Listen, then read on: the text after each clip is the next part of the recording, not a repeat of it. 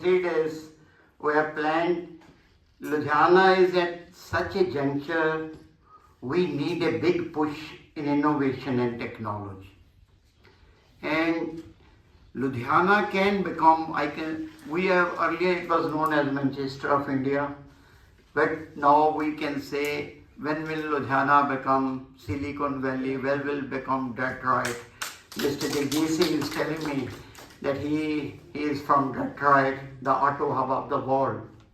So we have like dreams and visions for Ludhiana, but we wanted the injection of a person who can uplift our thinking, our visions. So that's why KB Singh ji and Jasminder Singh ji talked with our president Tejvinder Singh ji that we want to organize it. He said, go ahead, we'll manage it. So that's the background. So it's really a matter of prayer for not only for us, I think for the future of Ludhiana.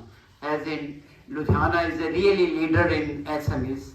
So we really feel honored that he has come. And one thing more at personal level, he was telling me he's very close, and the chairman of the Niti Aayog, his close friend. So this means he says he's also very keen to know how can you uplift Ludhiana, because he says Modi always talks of Ludhiana, it can provide a leadership in SMEs. So I think we have same vision as regard our organizers. Mr. Goyal has told you, this alumni is more than 100-year-old.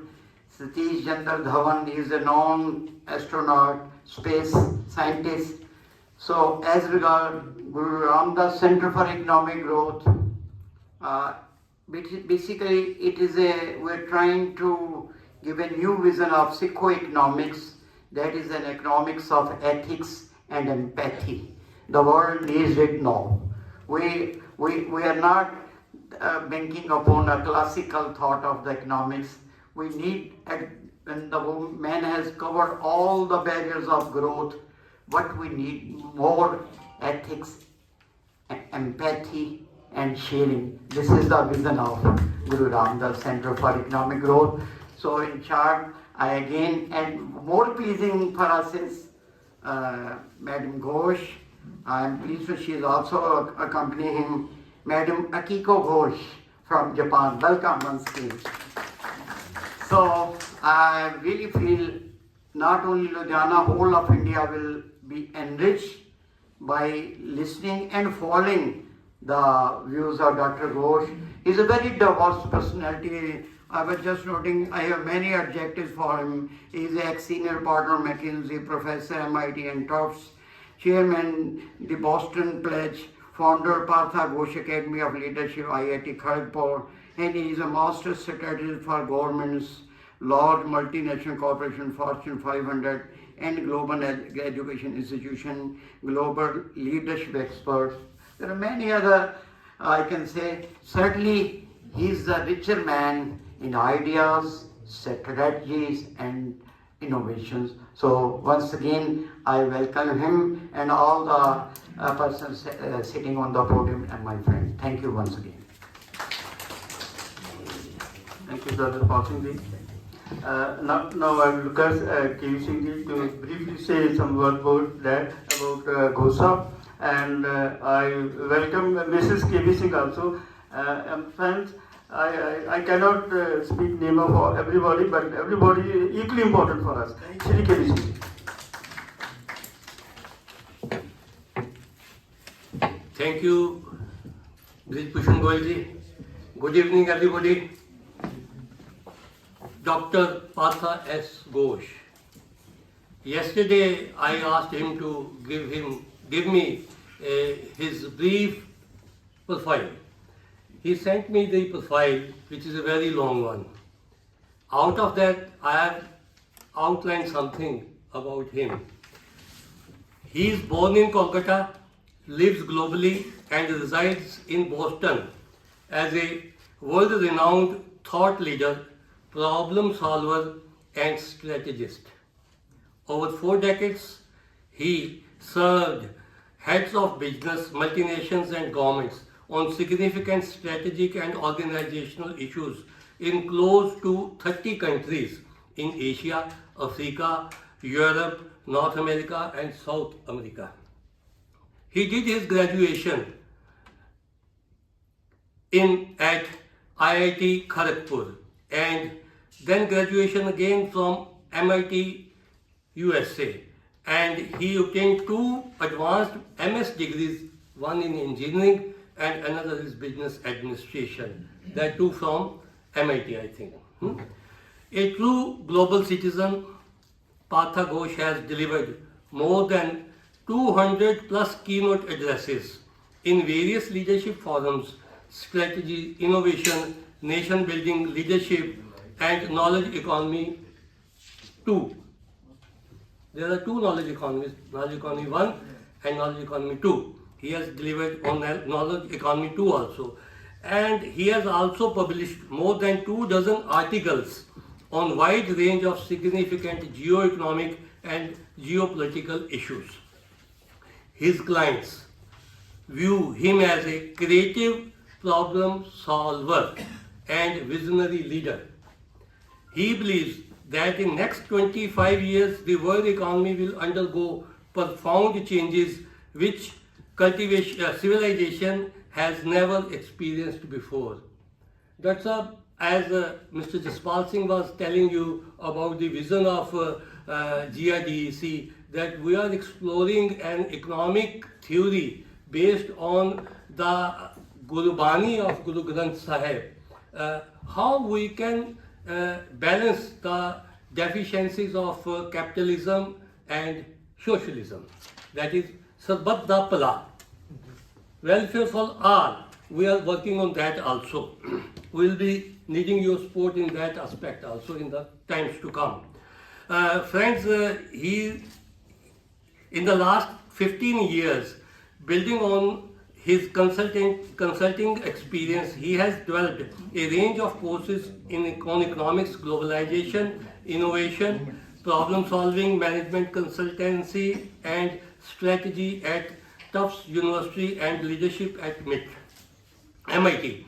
As avid public servant, he is one of the founding members of the Boston Pledge, and he is involved with multiple philanthropic initiatives around the world. Given his wide range of interests, arts to science, philosophy to philanthropy, business to economics, he is known as the modern day Renaissance man. He has several books on such as Future of Civilization, Leadership and Newism. Newism is a new concept which we are also proposing in the new economics, that is on the building of socio-economic benefit. So we'll be needing your support in that process. In today's meeting, he would be delivering us on the theme of developing Ludhiana as a global center of excellence in manufacturing and exports. Friends, I am sure you would be benefited a lot with his wide experience and varied knowledge. Now I request him to come and deliver his speech. Welcome. कुछ बोलना और बीच में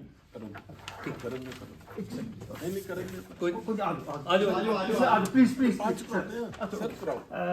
Friends, without media, we are nothing. Such an important event has to be covered by media. मेरा साथ से our senior most journal, Shri Sharda Ji, egalitarian newspaper is headed by him, and give him a big round of applause. Sharda Ji. Now I request Dr. Ghosh to kindly bless us.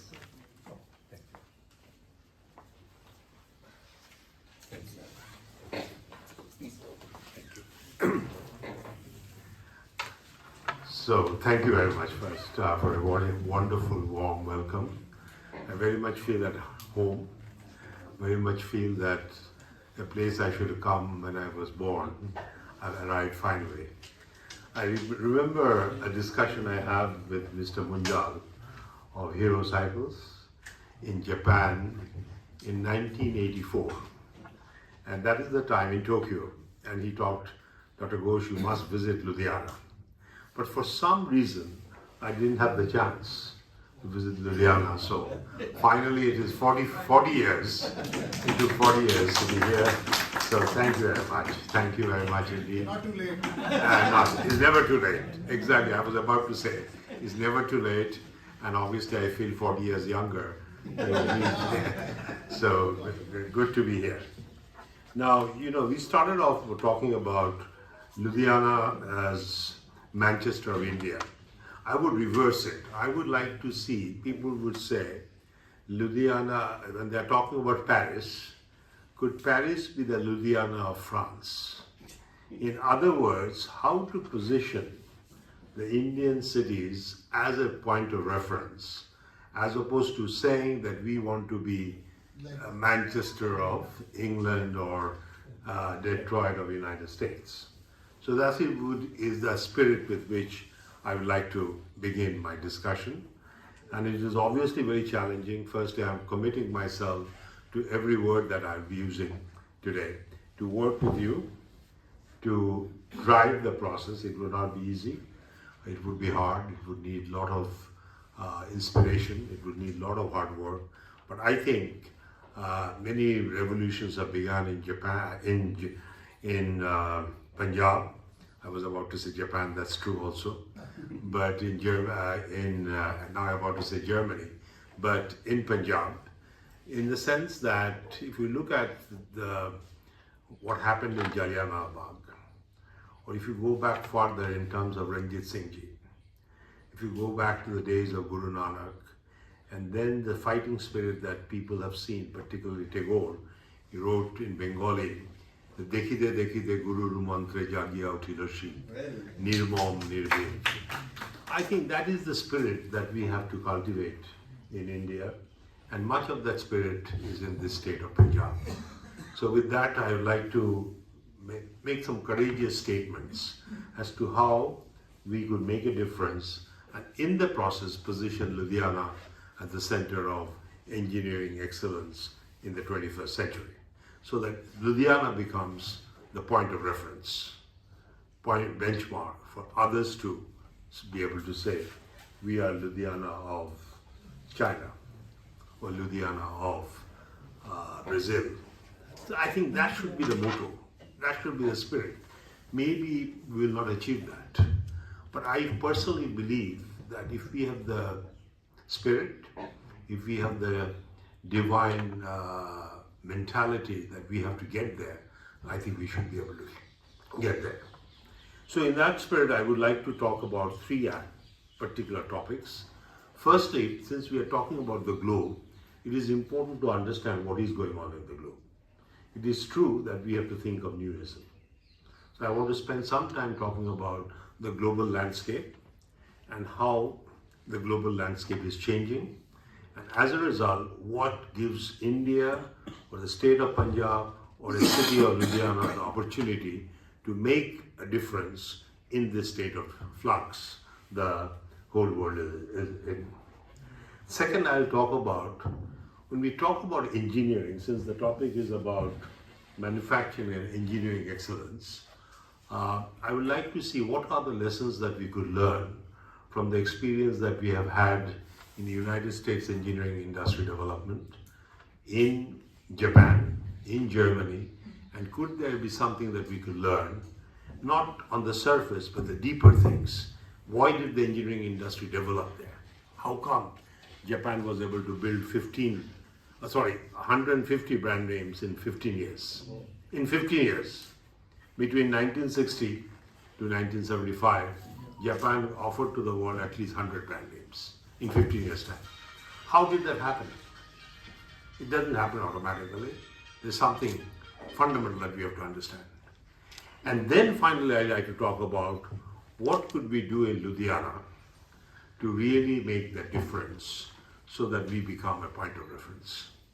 So first, when I look at the world, I've been very lucky to have spent my time in different parts of the world, from Japan to Brazil, from Sweden to Australia, in between many countries. It just so happened in my work took me to all the places, and because of the nature of the profession I am in, I worked with the CEOs of multinationals to prime ministers of countries.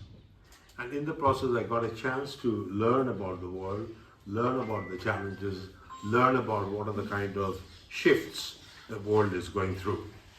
The first thing that you could see in the world, there's a fundamental shift that's taking place in geopolitics. Today, Russia and China is becoming closer. Iran, Russia, China, North Korea is becoming partners. Europe is in the middle of crisis. You know what is going on in the French election. There is a turmoil. Germany is in a state of flux. United States, you know what happened. We have got a new president whom people question, does he have the right to become the president? But it is clear that the world is in a state of transition. And there are a lot of hotspots, right from the South China Sea to what's happening in Myanmar, what's happening in Pakistan-India border, what is happening in Afghanistan, to Palestine, Israel, to Ukraine, Russia. Across east to west, there are many hotspots. So obviously, the new world has to emerge. We do not know when, but it's clear that in the next 5 to 7 years, the world that we have known, the way we have known, and the world that we will experience will be different. And it will be fundamentally different. So that's the nature of geoeconomics. And the point was, Professor, you mentioned, that the world is also struggling between capitalism and socialism. There's a feeling capitalism didn't work. Look at the United States. Look at England. Even those are the countries where capitalism developed. But now you can see the wealth gap. Socialism collapsed in US with the collapse of USSR. So people are asking, what is the new ism? Now this about a half an hour ago, I shared a book with the professor, which the name of the book is India Towards 100. Yes. And, there's the book. I would suggest all of you to read this book, and there I give a concept, what I call cellularism. Cellularism. Cellularism. And I'll explain it later, not now. But the point I want to make is that if you think in terms of ism, you think in terms of geopolitics, the world is in a state of flux. Now, when you think from the point of view of microeconomics, when you look at the growth of artificial intelligence, hyperconnectivity, neuroscience, CRISPR technology, gene editing, again, the whole technology will change the world. So the first big point, that's why I challenge the point of Manchester, of England. Doesn't matter, Manchester is the past. We have to look at the future with a new perspective. Because all the equations are changing. Whether geopolitical, geoeconomics, or business equations are changing because of many, many reasons. So that's my point number one. That we have to look at the world as a new S-curve. And when we are in state of transition, it is always possible to create what we want to become. Because we could create the future as opposed to saying we have to follow the past. Yes. Very important point. The first point I want to make.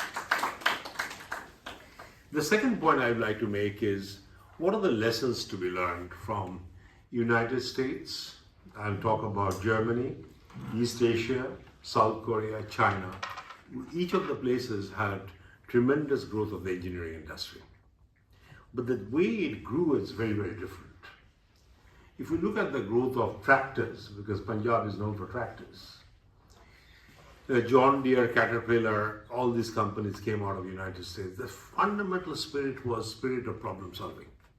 And in the process, the tractors, the radio, the television, everything came out of the United States. When US was still a poor country. 100 years ago, US was not the richest country in the world. It was a poor country. In fact, North and South was fighting with each other. It led to the assassination of Abraham Lincoln in 1863. So 150 years ago, US was perhaps struggling more than we are struggling today. But in a small span of 15 to 20 years, I would say between 1870 and 1914, when the First World War happened, many new industries came out of the US, engineering industries. Why? The spirit of problem solving. That we have to increase the productivity of land, they created the tractors.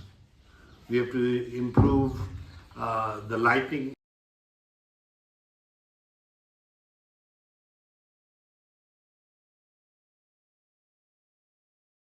a point where we have to think of how to become problem solvers.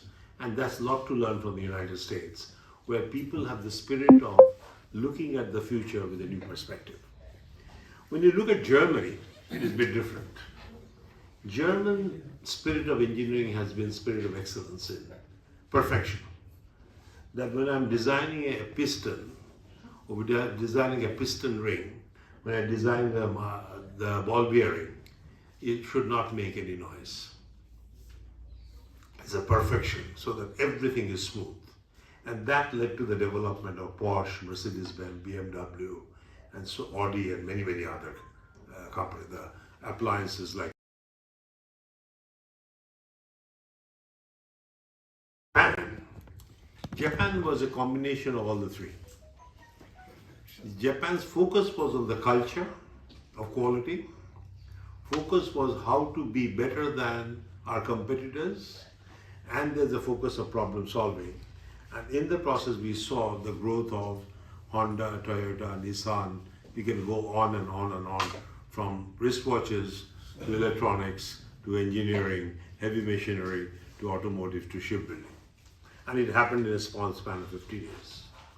So the big lesson to be taken, that when we have the right formula and the spirit of courage, not the spirit of copying from others, but understanding what it makes, how to make a difference, we can always come up with a new approach.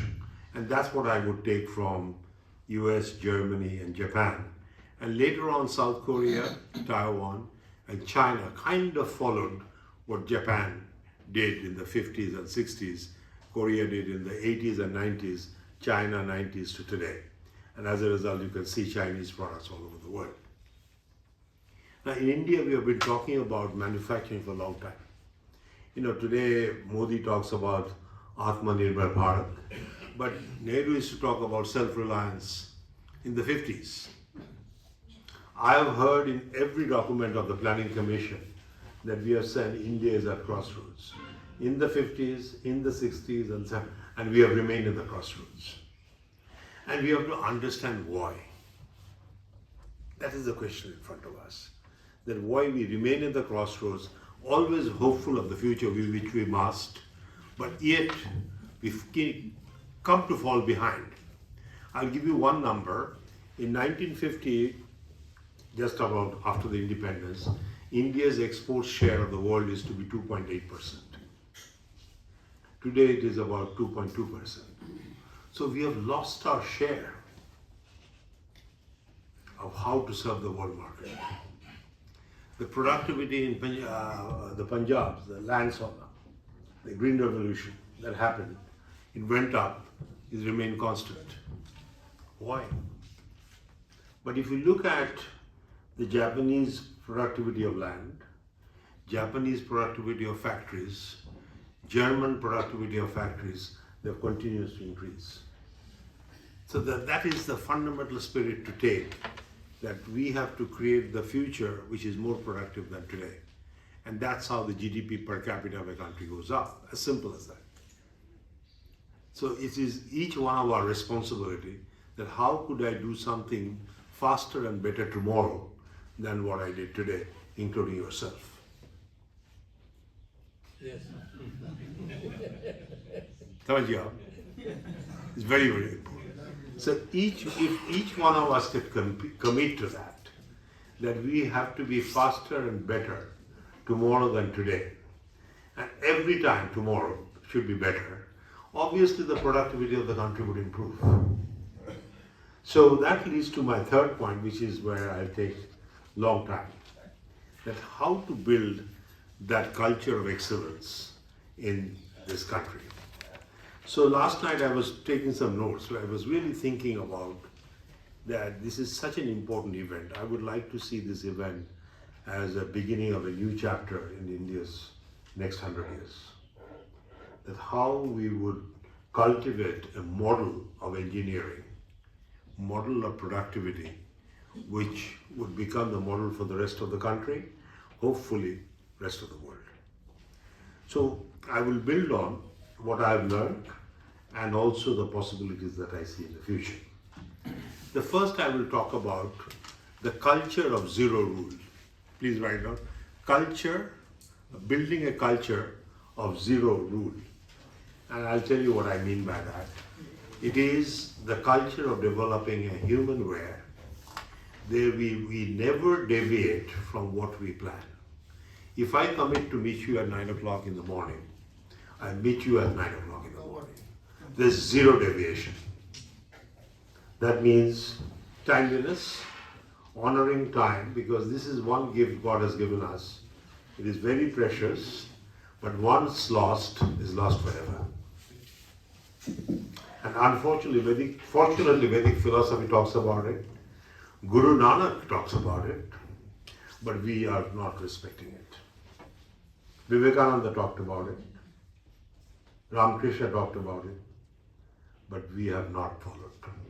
So we have to really think of how to bring the spirit of timeliness. That when we say we have to do something by so and so time and finish the meeting at so and so time, we must come in.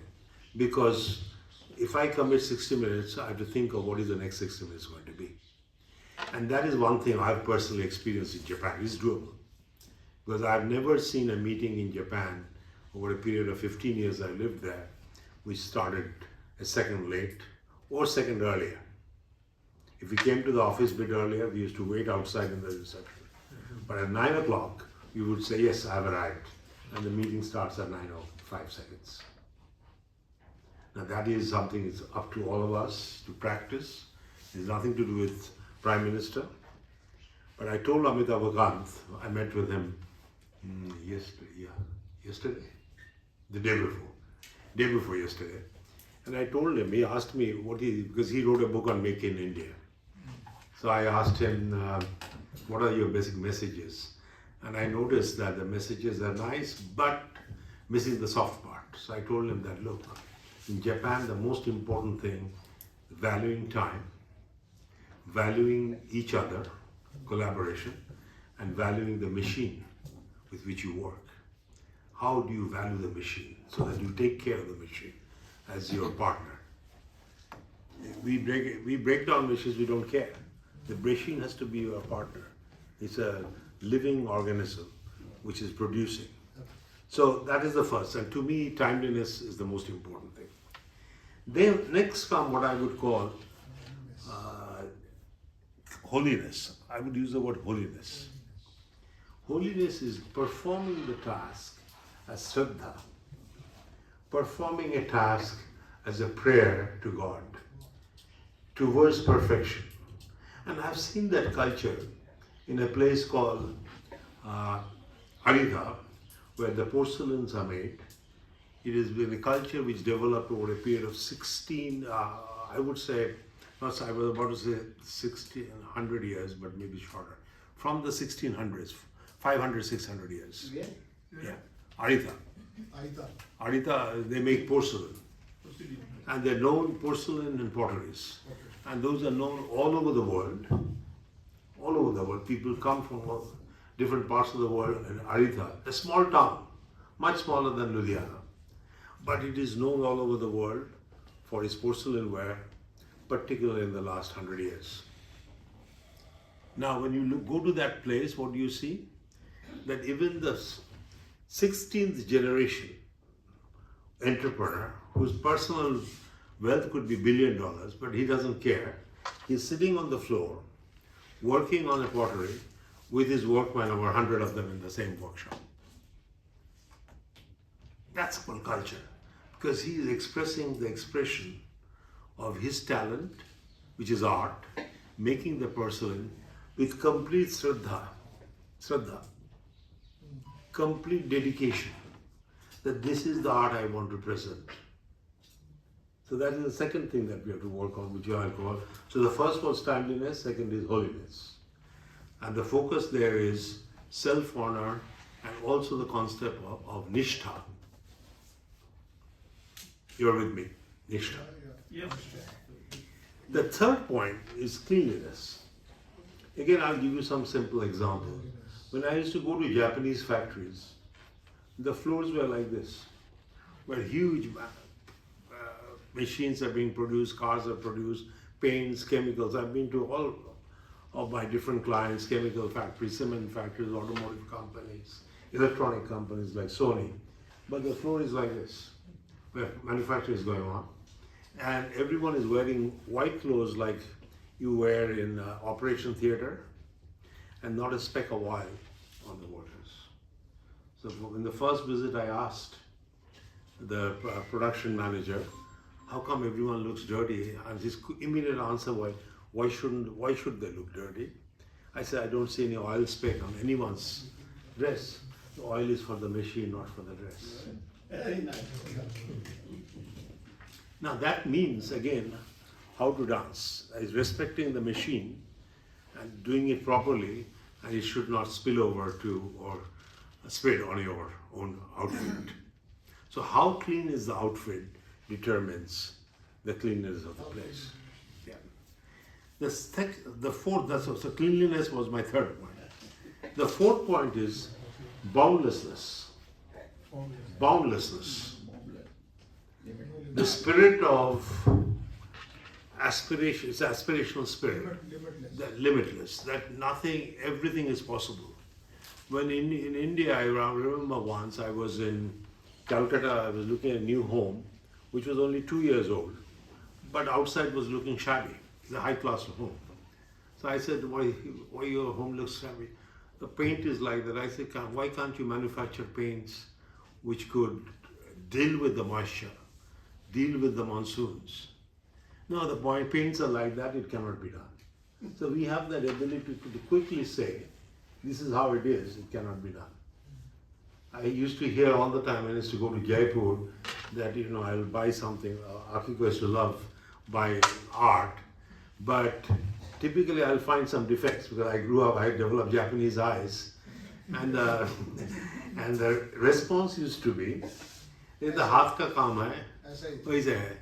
The haath ka kaam means perfection. In Japan, when you want to buy something really good, you buy handmade stuff and it's perfect.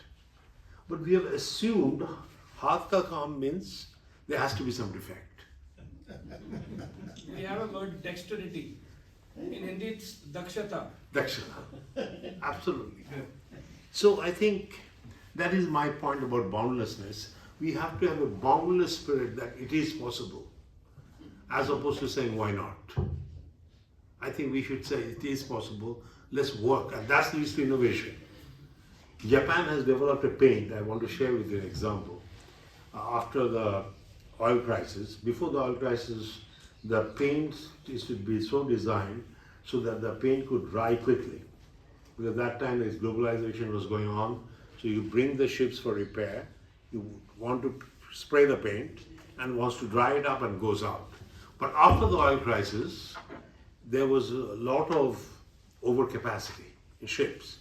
But the ship owners started focusing on the efficiency of traveling. So they developed paint where the friction between the water and the hull of the ship is reduced.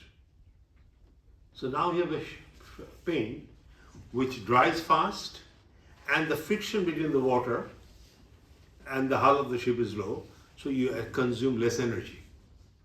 And then came the environmental challenge that paint should not hurt your hurt your lungs, because when the environmental issue came into play. So they designed a paint which is based on water-based paint. So water-based paint which produces a coating which does not create friction, and at the same time it is dries fast. So this is how innovation occurs. So we have to bring that mentality. That's what I mean by boundlessness, being aspirational.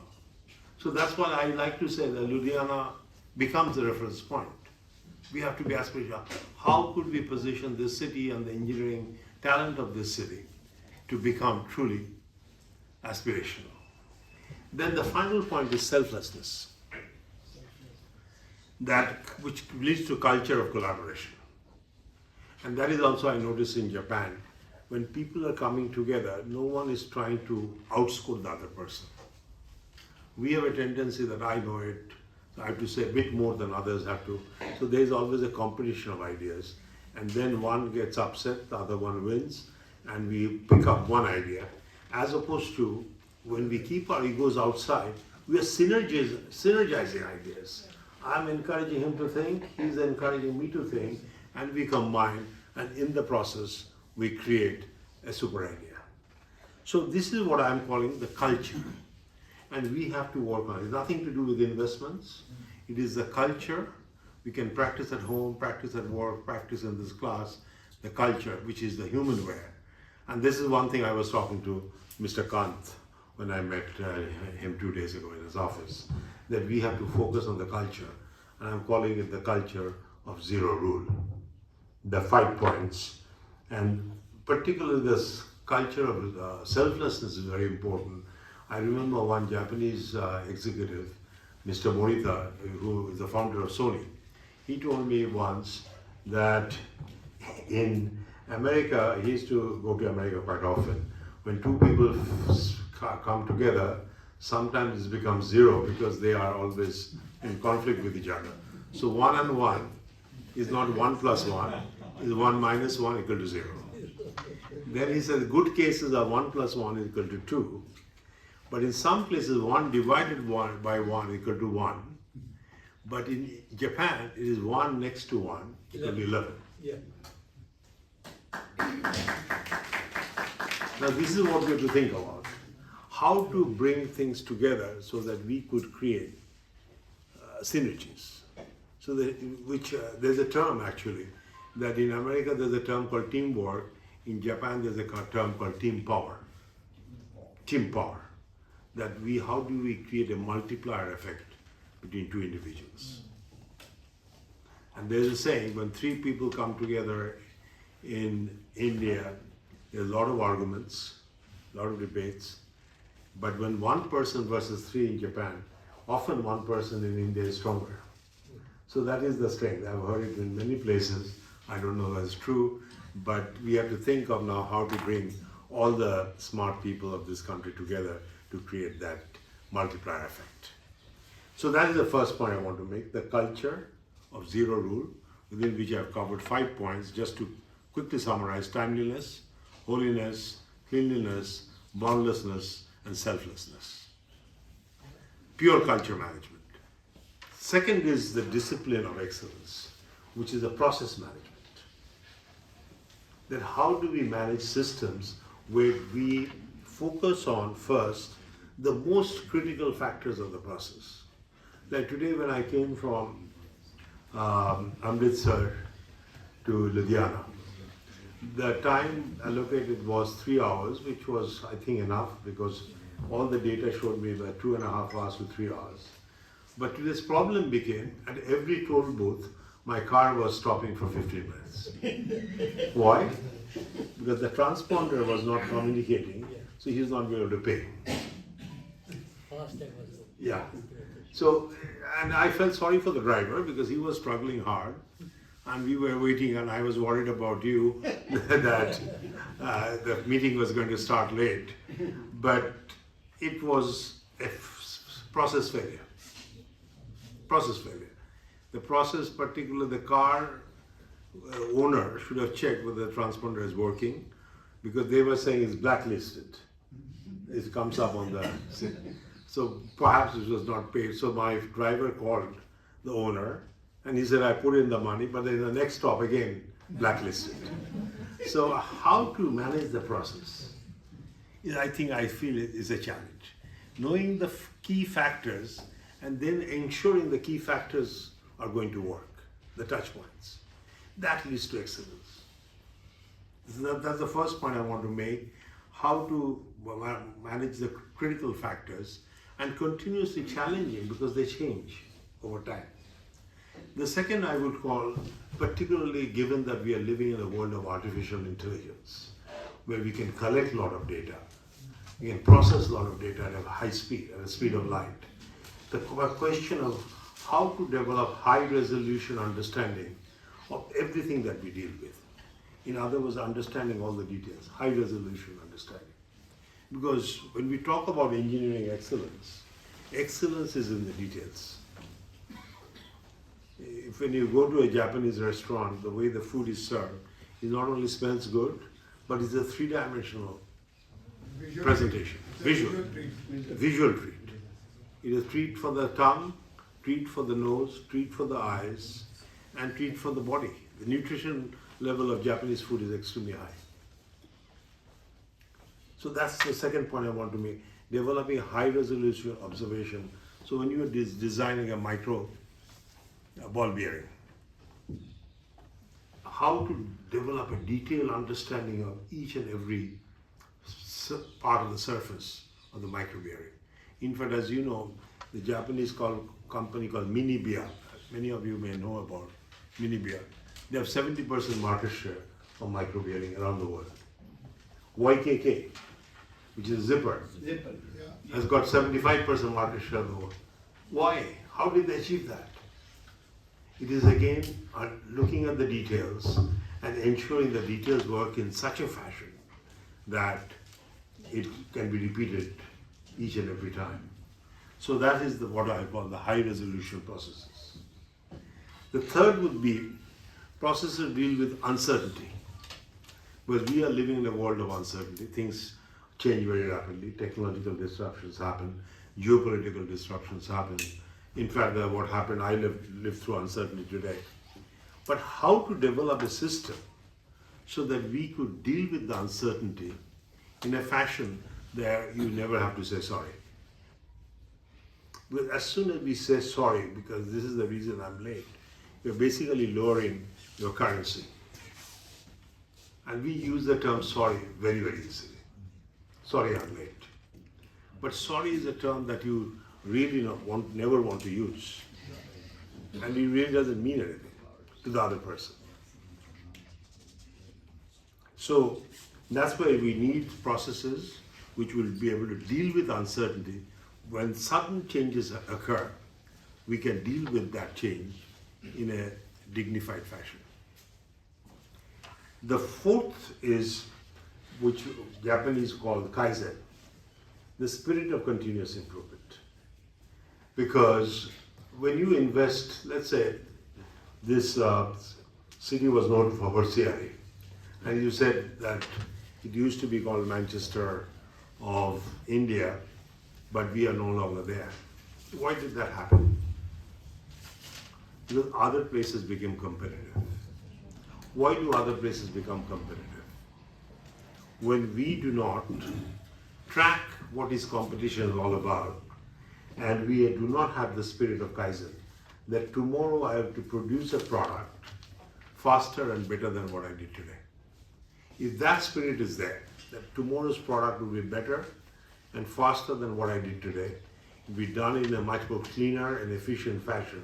So naturally, there will be innovation, which will be continuous in process. So we have to have systems which encourage Kaizen. Then the fifth point I want to make is the processes which help transformational changes. What do I mean by that? Where people would be encouraged through systems to think out of the box. That this is the way I design a chip. I'm talking about chip in the semiconductor industry. But I will design the chip with a fundamentally new purpose. Now today the fashionable name in the semiconductor industry is NVIDIA. No one knew about NVIDIA 10 years ago.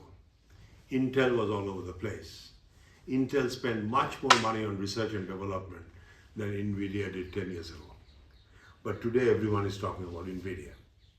So often we feel we do not have any resources. That is the wrong way of looking at the world.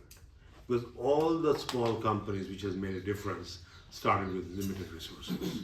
Whether you look at Google, whether you look at Facebook, you look at NVIDIA, look at Amazon, they all started in a very humble way. And there were already existing big companies which were in that business, where they're spending billions of research and development. So often there's a feeling in our country, oh, if only we had the money, we can do all these things. I think that's a wrong approach. If we look at the last 25 years, all the brand names that we talk about, they were born with $5,000 to $10,000 of investments. Why we are not being able to happen? manage that process. So I think we need processes of what I call transformational improvement. Japanese call debottlenecking. Once a year, Japanese companies manage the maintenance of the plants for 1 week, but focus of that week is how to debottleneck the rate determining step, which is controlling the speed of output or controlling the quality of the machine. So these are the 5 processes. So we talked about 5 cultural factors, 5 processes. Then comes the most important one, which I think we have to really work on this country. That if we really believe that we want Ludhiana to be the center of the engineering industry for the country and then for the world, we have to think of how to create an ecosystem. When you talk about Silicon Valley, when you talk about Detroit, it is not 1 or 2 factories. It is the education system which creates the students, creates the, I would say, handicraft skills.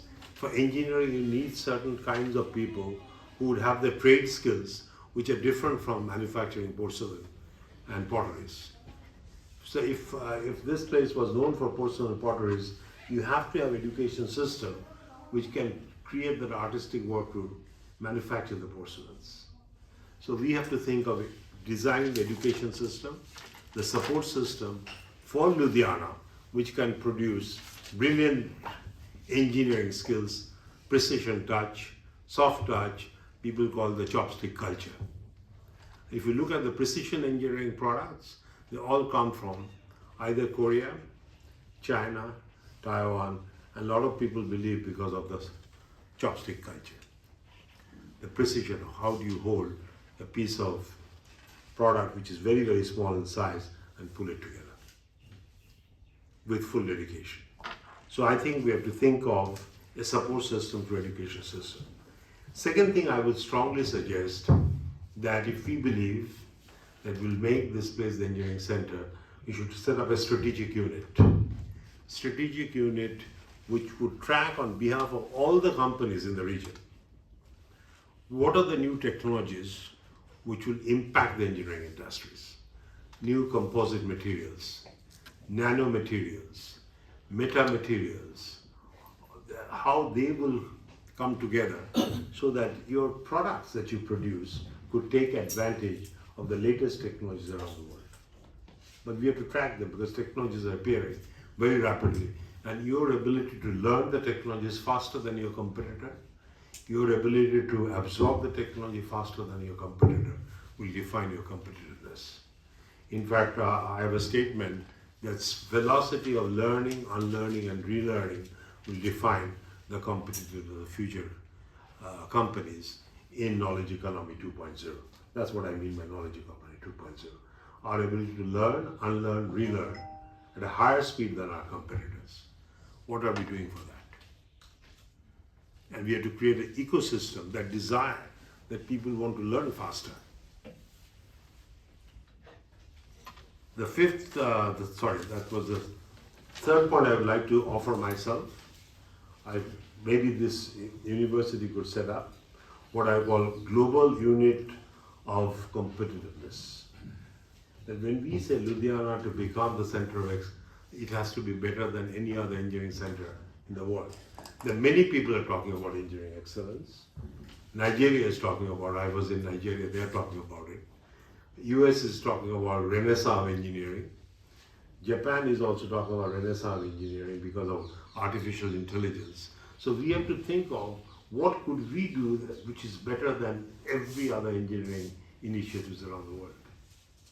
And for that I'm suggesting we set up a unit, which I'll call it the Global Unit of Competitive Studies. They will set the standards, do the audits, and make the course correction for hundreds of small companies in the region. It will not happen automatically, and that has to be taken seriously. Then the fourth point I want to suggest, one of the reasons I started the leadership unit at IIT Kharagpur, because one of the challenges of the world would be how can people provide leadership with new ideas. So I would like to set up a leadership unit I can talk to IIT Kharagpur. I'll be delighted to offer a leadership model that I have and create a similar unit in Ludhiana that will provide leadership to the engineering industry, provide leadership to education, provide leadership even to the policymakers. And the final point that we need to work on, we have to somehow engage. Ludhiana has to develop a point of view with the central government, with the Prime Minister, with the Governor and the Chief Minister of the state, that how to develop the private-public partnership to create the digital and physical infrastructure. So when the people come to Ludhiana, the whole experience, wherever they come from the world, would be different. But that's why you need an infrastructure which works, and need an infrastructure which is easy to navigate through, an infrastructure, both digital and physical, where people from all over the world would think it is superior. So these are the 15-point program I've suggested under 3 topics. One was the cultural change, second was process, and third was structural, which is how do we create an ecosystem. And I think if we can really commit to this, it would not happen overnight. But you cannot afford to pick and choose 5 of them. You have to focus on all the 15. It's like a medicine. If you choose 1 or 2 medicine and doctor wants you to take 5, we will not get rectified. So we have to think of how to connect with this 15, pull it together, and I can say that in 5 years' time, you will see a new level of energy in this city, in this state. And fortunately, this is what I think Prime Minister Modi is looking for. He's talking about make in India, but I think we have not yet touched the fundamental. To make in India, we need a different kind of culture which celebrates all these 15 points. So with that, I'd like to thank you very much, and I'm open to any kind of questions. Questions? I will sit there. Thank you, Dr. Ghosh, for a very illuminating ideas given to us. Friends, I think we can continue for as long as we wish, not Dr. Ghosh wish. ठीक है, आप चलन ये ना कम no. Please kindly raise hand. We got okay. Before I request our Chartered Accountant sir, I request Tavinder Veer ji from Big Pain Exports and also director of president of Guru Ramdas Center for Economic Growth. Friends, he's a great innovator in industry. Let him share his views. Dr. Tavinder Veer ji.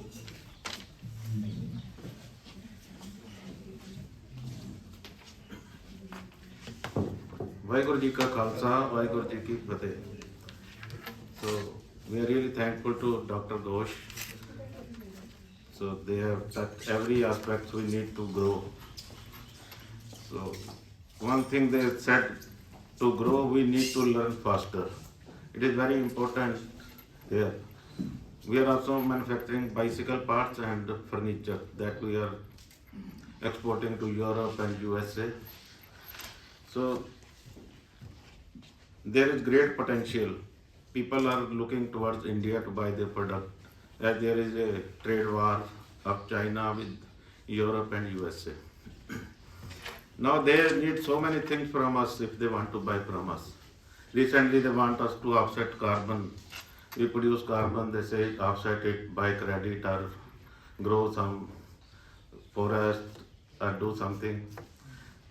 So for everything they have their own system. We are exporting some these mattresses to USA. Now they say your mattress cover should not be took fire.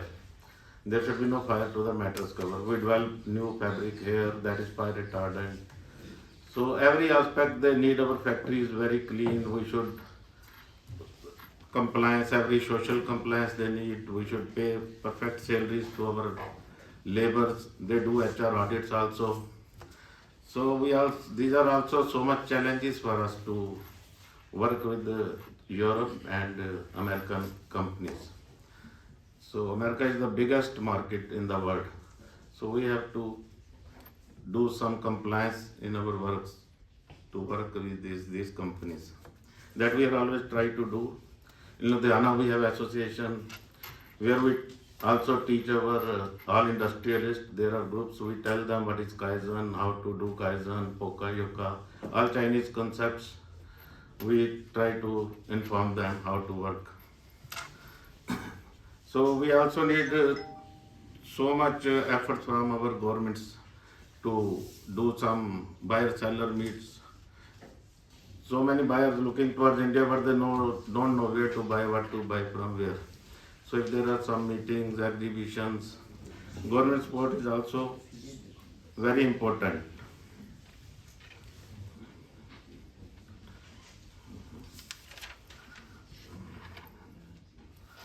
Recently there is a great potential. We are in bicycle business. There are last 1 year there are more than 10 companies came from Europe and America to make their bicycles in India. So every company is trying to meet their compliances, to work with them. So there is great potential, and our people are also very capable to meet these their requirements. So moreover ਸਾਨੂੰ ਉਹਨਾਂ ਨਾਲ ਕੰਮ ਕਰਨ ਦੇ ਲਈ ਆਪਣੇ system ਚੰਗੇ ਕਰਨੇ ਪੈਣੇ ਆ, ਕੰਮ ਹੀ ਤਾਂ ਹੀ ਕਰ ਸਕਾਂਗੇ। ਸਿਰਫ ਬਾਹਰ ਆ ਜਾਣਗੇ ਤੇ ਉਹ ਕੁਝ ਨਹੀਂ ਲੈਣਗੇ, ਇਸ ਤਰ੍ਹਾਂ ਜਿੰਨੇ ਤੱਕ ਅਸੀਂ ਆਪਣੇ ਸਾਰਾ ਕੁਝ ਟਰੂ ਔਰ ਠੀਕ ਨਹੀਂ ਕਰਾਂਗੇ। ਜੇ ਅਸੀਂ ਲੇਬਰ ਨੂੰ ਵੀ ਘੱਟ ਤਨਖਾਹ ਦਿੰਦੇ ਹਾਂ ਤਾਂ ਕਹਿੰਦੇ ਸਾਡੀ ਪ੍ਰੋਡਕਟ 'ਚ ਮਿਲਾਵਟ ਹੈ, ਅਸੀਂ ਨਹੀਂ ਲੈਣਾ।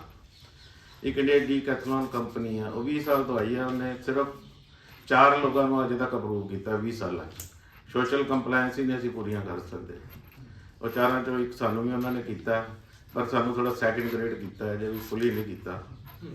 ਤੇ ਔਰ ਦੁਨੀਆ ਦੇ ਸਭ ਤੋਂ ਵੱਡੇ ਬਾਇਰ ਨੇ, ਥੋੜੇ ਜਿਹੇ ਨਾਲ ਵੀ ਉਹ ਕਈ ਕਰੋੜਾਂ ਦਾ ਮਾਲ ਲੈਂਦੇ। ਸਭ ਤੋਂ ਵੱਧ ਬਾਈਸਿਕਲ ਵੀ ਉਹ ਵੇਚਦੇ ਆ, ਸਪੋਰਟਸ ਗੁੱਡ ਵੀ ਹਰ ਤਰ੍ਹਾਂ ਦੀਆਂ ਉਹ ਸੈਲ ਕਰਦੇ ਆ ਡਿਕੈਥਲੋਨ। ਇਸ ਤਰ੍ਹਾਂ ਦੀਆਂ ਬਹੁਤ ਸਾਰੀਆਂ ਯੂਰਪੀਅਨ ਔਰ ਅਮਰੀਕਨ ਕੰਪਨੀਆਂ ਜਿਨ੍ਹਾਂ ਕੋਲ ਹਿਊਜ ਡਿਮਾਂਡ ਹੈ। ਜੇ ਅਸੀਂ ਉਹਨਾਂ ਦੇ ਕੰਪੈਟੇਬਲ ਸਾਰਾ ਕੁਝ ਕਰ ਲਾਂਗੇ, ਜੋ ਜੋ ਉਹਨਾਂ ਦੇ ਟੈਸਟ ਹੈ ਉਹ ਸਾਰੇ ਆਪਣੇ ਅੰਦਰ ਸਿਸਟਮ ਲਗਾਵਾਂਗੇ ਤਾਂ ਹੀ ਉਹ ਪਰਚੇਜ਼ ਕਰਨਗੇ। ਇਹ ਵੀ ਇੱਕ ਬੜਾ ਵੱਡਾ ਚੈਲੰਜ ਹੈ, ਇਹ ਸਾਡੀਆਂ ਇੰਡਸਟਰੀ ਨੂੰ ਕਰਨਾ ਪਏਗਾ ਤਾਂ ਹੀ ਗਰੋ ਕਰ ਸਕਾਂਗੇ। ਤੇ ਮੈਂ ਬਹੁਤਾ ਟਾਈਮ ਨਾ ਲੈਂਦਾ ਹੈ, ਫਿਰ ਸਭ ਆਪ ਦਾ ਸਾਰਿਆਂ ਦਾ ਧੰਨਵਾਦ ਕਰਦਾ ਤੇ ਗੋਡ ਸਾਹਿਬ ਦਾ ਵੀ again thanks for coming here. Thank you very much.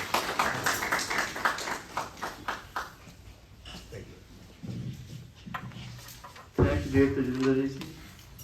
He has talked to us from ground zero, reality about industries, challenges before industry, practically.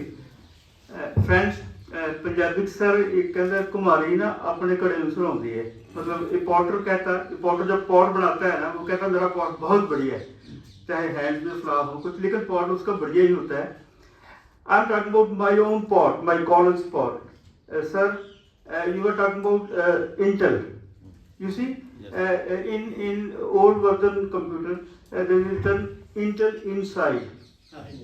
You know, that slogan was given by alumni of this college, Ravi Agarwal. He was working in Japan, later he shifted to Singapore, and his idea has been given in college Coffee Republic also. Sir, we have produced a great luminary of alumni. Dr. M.S. Gill, Chief Election Commissioner, Sports Minister, has been product of this college.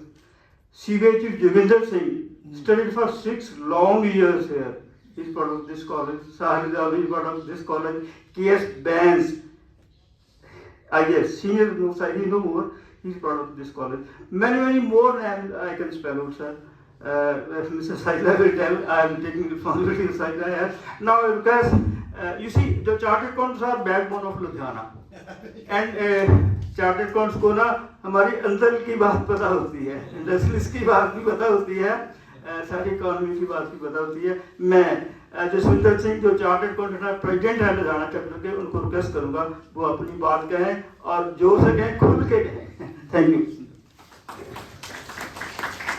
बहुत बहुत धन्यवाद जी। वाहिगुरू जी का खालसा, वाहिगुरू जी की फतेह।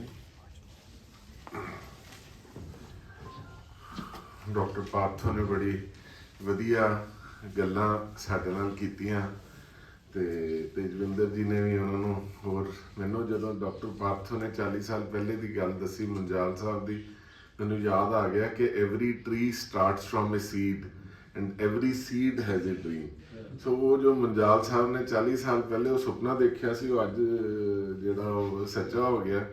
ਤੇ ਮੈਨੂੰ ਇਦਾਂ ਹੀ ਲੱਗਦਾ ਕਿ ਭੂਸ਼ਣ ਜੀ ਨੇ ਗੱਲ ਕੀਤੀ ਇਕਨੋਮਿਕਸ ਦੀ, ਤੇ ਬੈਕਬੋਨ ਚਾਰਟਰਡ ਅਕਾਊਂਟੈਂਟਸ ਅਸੀਂ ਇਕਨੋਮੀ ਦੀ, ਜਿਹੜਾ Guru Ramdas centre of economic growth ਹੈ, ਉਹ ਵੀ ਅਸੀਂ ਅੱਜ ਦੇ ਯੂਥ ਨੂੰ ਸਾਹਮਣੇ ਰੱਖ ਕੇ ਉਦੋਂ ਬੜੀ ਡਿਸਕਸ਼ਨ ਕਰਕੇ ਬਣਾਇਆ ਗਿਆ ਸੀ ਕਿ ਅੱਜ ਦੇ ਯੂਥ ਨੂੰ ਜਿਹੜੀ ਉਹ ਸੇਧ ਦੇਣ ਦੀ ਲੋੜ ਹੈ, ਤੇ ਉਹਨਾਂ ਨੂੰ ਅਸੀਂ ਚੰਗੇ ਪਾਸੇ ਚਲਾ ਕੇ, ਤੇ ਜਿਨ੍ਹਾਂ ਨੂੰ ਬਾਈ ਚਾਂਸ ਜੇ ਸਰਮਾਏ ਦੀ ਕਮੀ ਹੈ ਤਾਂ ਅਸੀਂ ਕੈਪੀਟਲ ਨਾਲ ਜਾਂ ਸਟਾਰਟਅਪਸ ਕਰਵਾ ਕੇ ਉਹਨਾਂ ਦੀ ਮਦਦ ਕਰਕੇ, ਸਾਡੇ ਸਾਰੇ ਬੁੱਧੀਜੀਵੀ ਬੈਠੇ ਹੋਏ ਨੇ, ਤਾਂ ਉਹ ਆਪਣੀਆਂ ਕੁਛ ਤਨ ਮਨ ਧਨ ਦੀਆਂ ਸਰਵਿਸਿਜ਼ ਜਿਹੜੀਆਂ ਨੇ ਉਹ ਯੂਥ ਨੂੰ ਦੇਣ, ਤੇ ਉਹ ਯੂਥ ਸਾਡਾ ਜਿਹੜਾ ਅੱਗੇ ਜਾ ਸਕੇ। ਵੈਸੇ ਤਾਂ ਕਹਿੰਦੇ ਪੁਰਾਣੇ ਯੁੱਗ ਦੇ ਵਿੱਚ ਜਿਹੜੇ ਦੇਸ਼ ਨੂੰ ਕਿਤੇ ਲੜਾਈਆਂ ਲੁੜੀਆਂ ਲਾ ਕੇ ਖਤਮ ਕਰਦੇ ਸੀ, ਕਹਿੰਦੇ ਅੱਜ ਕੱਲ ਉਹ ਕਰਨ ਦੀ ਲੋੜ ਨਹੀਂ। ਵੈਸੇ ਹੁਣ ਫੇਰ ਕੁਝ ਸਾਲਾਂ ਤੋਂ 2-3 ਸਾਲਾਂ ਤੋਂ ਲੜਾਈਆਂ ਦੁਬਾਰਾ ਲੱਗ ਗਈਆਂ ਨੇ। ਕਹਿੰਦੇ ਜਿਹੜੇ ਦੇਸ਼ ਨੂੰ ਜਾਂ ਇਕਨੋਮੀ ਨੂੰ ਜਾਂ ਕੌਮ ਨੂੰ ਜਾਂ ਸੱਭਿਅਤਾ ਨੂੰ ਖਤਮ ਕਰਨਾ ਹੋਵੇ, ਉਹਨਾਂ ਦੇ ਜਿਹੜੇ ਬੱਚੇ ਹੈ ਉਹਨਾਂ ਨੂੰ ਗਲਤ ਪਾਸੇ ਪਾ ਦਿਓ, ਤੇ ਕਹਿੰਦੇ ਜਦੋਂ ਬੱਚੇ ਵੱਡੇ ਹੋ ਕੇ ਦੇਸ਼ ਦੀ ਵਾਗਡੋਰ ਸੰਭਾਲਣ ਦੇ ਕਾਬਲ ਹੋਣਗੇ, ਉਹ ਆਪੇ ਹੀ ਕਹਿੰਦੇ ਉਹ ਦੇਸ਼ ਕੌਮ ਸੱਭਿਅਤਾ ਸਾਰਾ ਕੁਝ ਹੀ ਖਤਮ ਹੋ ਜਾਂਦਾ ਹੌਲੀ ਹੌਲੀ। ਸੋ ਮੈਨੂੰ ਇਹ ਲੱਗ ਰਿਹਾ ਕਿ ਅੱਜ ਸਾਡੇ ਲੁਧਿਆਣੇ ਵਿੱਚ, ਪੰਜਾਬ ਵਿੱਚ ਇਹ ਕੁਝ ਜਿਹੜੀ ਫੋਰਚੂਨੇਟਲੀ ਪਿੱਛੇ ਸਾਡਾ ਨਾ ਡਰੱਗਸ ਦਾ ਬਿਜ਼ਨਸ ਬੜੇ ਸਾਲ ਚੱਲਿਆ, ਤੇ ਉਹ ਹੁਣ ਪਿਛਲੇ ਕੁਝ ਸਾਲਾਂ ਤੋਂ ਕੰਟਰੋਲ ਹੋ ਰਿਹਾ। ਪਰ ਹੁਣ ਇੱਕ ਹੋਰ ਜਿਹੜਾ ਨਵਾਂ ਬਿਜ਼ਨਸ ਹੈ ਉਹ ਆ ਗਿਆ ਰਿਹਾ ਸੋਸ਼ਲ ਮੀਡੀਆ ਦਾ। ਵੈਸੇ ਤੁਸੀਂ ਸਾਰਿਆਂ ਨੇ ਪੜ੍ਹਿਆ ਹੋਣਾ ਕਿ ਆਸਟ੍ਰੇਲੀਆ ਦੇ ਵਿੱਚ 16 ਸਾਲ ਦੇ ਬੱਚਿਆਂ ਤੱਕ ਉਹਨਾਂ ਨੇ ਜਿਹੜਾ social media, Insta, TikTok, Facebook ਜਾਂ ਹੋਰ ਜਿਹੜੇ ਇੱਦਾਂ ਦੇ ਸੋਸ਼ਲ ਮੀਡੀਆ ਉਹ ਬੈਨ ਕਰਦੇ। ਸੋ ਮੈਂ ਸਾਡੇ ਸਾਰੇ ਜਿਹੜੇ ਬੁੱਧੀਜੀਵੀ ਬੈਠੇ ਹੋ ਪਿੱਛੇ, ਸਾਡੇ ਬੱਚੇ ਵੀ ਕੁਝ ਬੈਠੇ ਹੋਏ ਨੇ, ਤਾਂ ਉਹਨਾਂ ਨੂੰ ਪੁਰਜ਼ੋਰ ਗੁਜ਼ਾਰਿਸ਼ ਕਰਦਾ ਕਿ ਅਸੀਂ ਬੱਚਿਆਂ ਨੂੰ ਇਹ ਵੀ ਸੇਧ ਦਈਏ ਕਿ ਇਹ ਜਿਹੜਾ ਸੋਸ਼ਲ ਮੀਡੀਆ ਜਦੋਂ ਤੱਕ ਤਾਂ ਜੇਬ 'ਚ ਹੈ ਉਦੋਂ ਤੱਕ ਤਾਂ ਇਹ ਸਾਡਾ ਸਰਵੈਂਟ ਹੈ। ਇਟ ਪ੍ਰੋਵਾਈਡਸ ਅਸ ਨੌਲੇਜ, ਜਿੱਦਾਂ ਅਸੀਂ ਚਾਹਾਂਗੇ ਉਹ ਚੱਲੇਗਾ। ਪਰ ਜਦੋਂ ਇਹ ਸਾਡੇ ਇੱਥੇ ਚੜ ਕੇ ਬਹਿ ਜਾਂਦਾ ਫਿਰ ਇਹ ਸਾਨੂੰ ਕਮਾਂਡ ਕਰਨੀ ਸ਼ੁਰੂ ਕਰ ਦਿੰਦਾ, ਤੇ ਕਮਾਂਡ ਜਿਹੜਾ ਨਾ ਉਹ ਫਿਰ ਜਦੋਂ ਆਪਾਂ ਇਹਨੂੰ ਜਿਵੇਂ ਹੁਣ ਕਮਾਂਡ ਕਰੇਗਾ ਤਾਂ ਇਹਨੂੰ ਜੇ ਆਪਾਂ ਸਿੱਟ ਦਈਏ ਤਾਂ ਥੱਲੇ ਡਿੱਗ ਪਏਗਾ। ਜੇ ਇਹਨੂੰ ਉੱਤੇ ਸੁੱਟਣਾ ਤਾਂ ਵੀ ਨੀਡ ਟੂ ਐਡ ਫੋਰਸ, ਥੱਲੇ ਸੁੱਟਣ ਲਈ ਤਾਂ ਆਪੇ ਹੀ ਥੱਲੇ ਵੱਲ ਚੱਲ ਪੈਂਦਾ।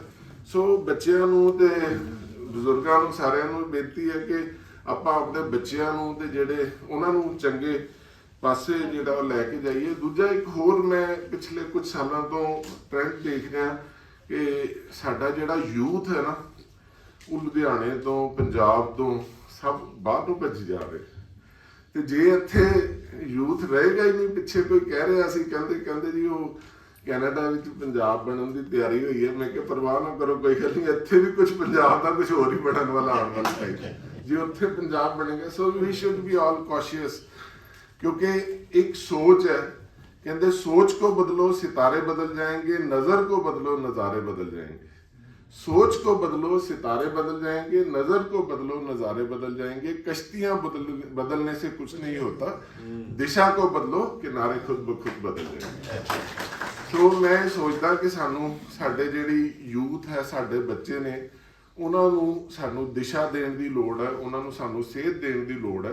ਤੇ ਉਹਦੇ ਨਾਲ ਬਾਕੀ ਦੇ ਜਿਹੜੇ ਕਾਰਜ ਨੇ ਉਹ ਤਾਂ ਡਾਕਟਰ ਪਾਰਥੋ ਨੇ, ਤੇਜਵਿੰਦਰ ਜੀ ਨੇ, ਸਾਡੇ ਐਡੇ ਸਾਰੇ ਬੁੱਧੀਜੀਵੀ ਬੈਠੇ ਨੇ, ਉਹਨਾਂ ਨੇ ਬੜੇ ਵਧੀਆ ਢੰਗ ਨਾਲ ਦੱਸੇ ਵੀ ਨੇ ਔਰ ਸਾਰੇ ਅਸੀਂ ਸਮਝਦੇ ਹਾਂ। ਤੇ ਇਹਨੂੰ ਵੀ ਸੇਧ ਦਈਏ ਜੀ ਇਹਨਾਂ ਸ਼ਬਦਾਂ ਦੇ ਨਾਲ ਹੀ। ਬਹੁਤ ਬਹੁਤ ਧੰਨਵਾਦ। ਵਾਹਿਗੁਰੂ ਜੀ ਕਾ ਖਾਲਸਾ, ਵਾਹਿਗੁਰੂ ਜੀ ਕੀ ਫਤਿਹ। थैंक यू सर सुंदर सिंह जी। सोच को बदलो सितारे बदल जाएंगे, नज़ारे बदल जाएंगे। ऐसा है लुधियानवी जो नया दौर, बहुत पुरानी पिक्चर है कि देश अभी जवानों का, रेलों का, मुस्तानों का।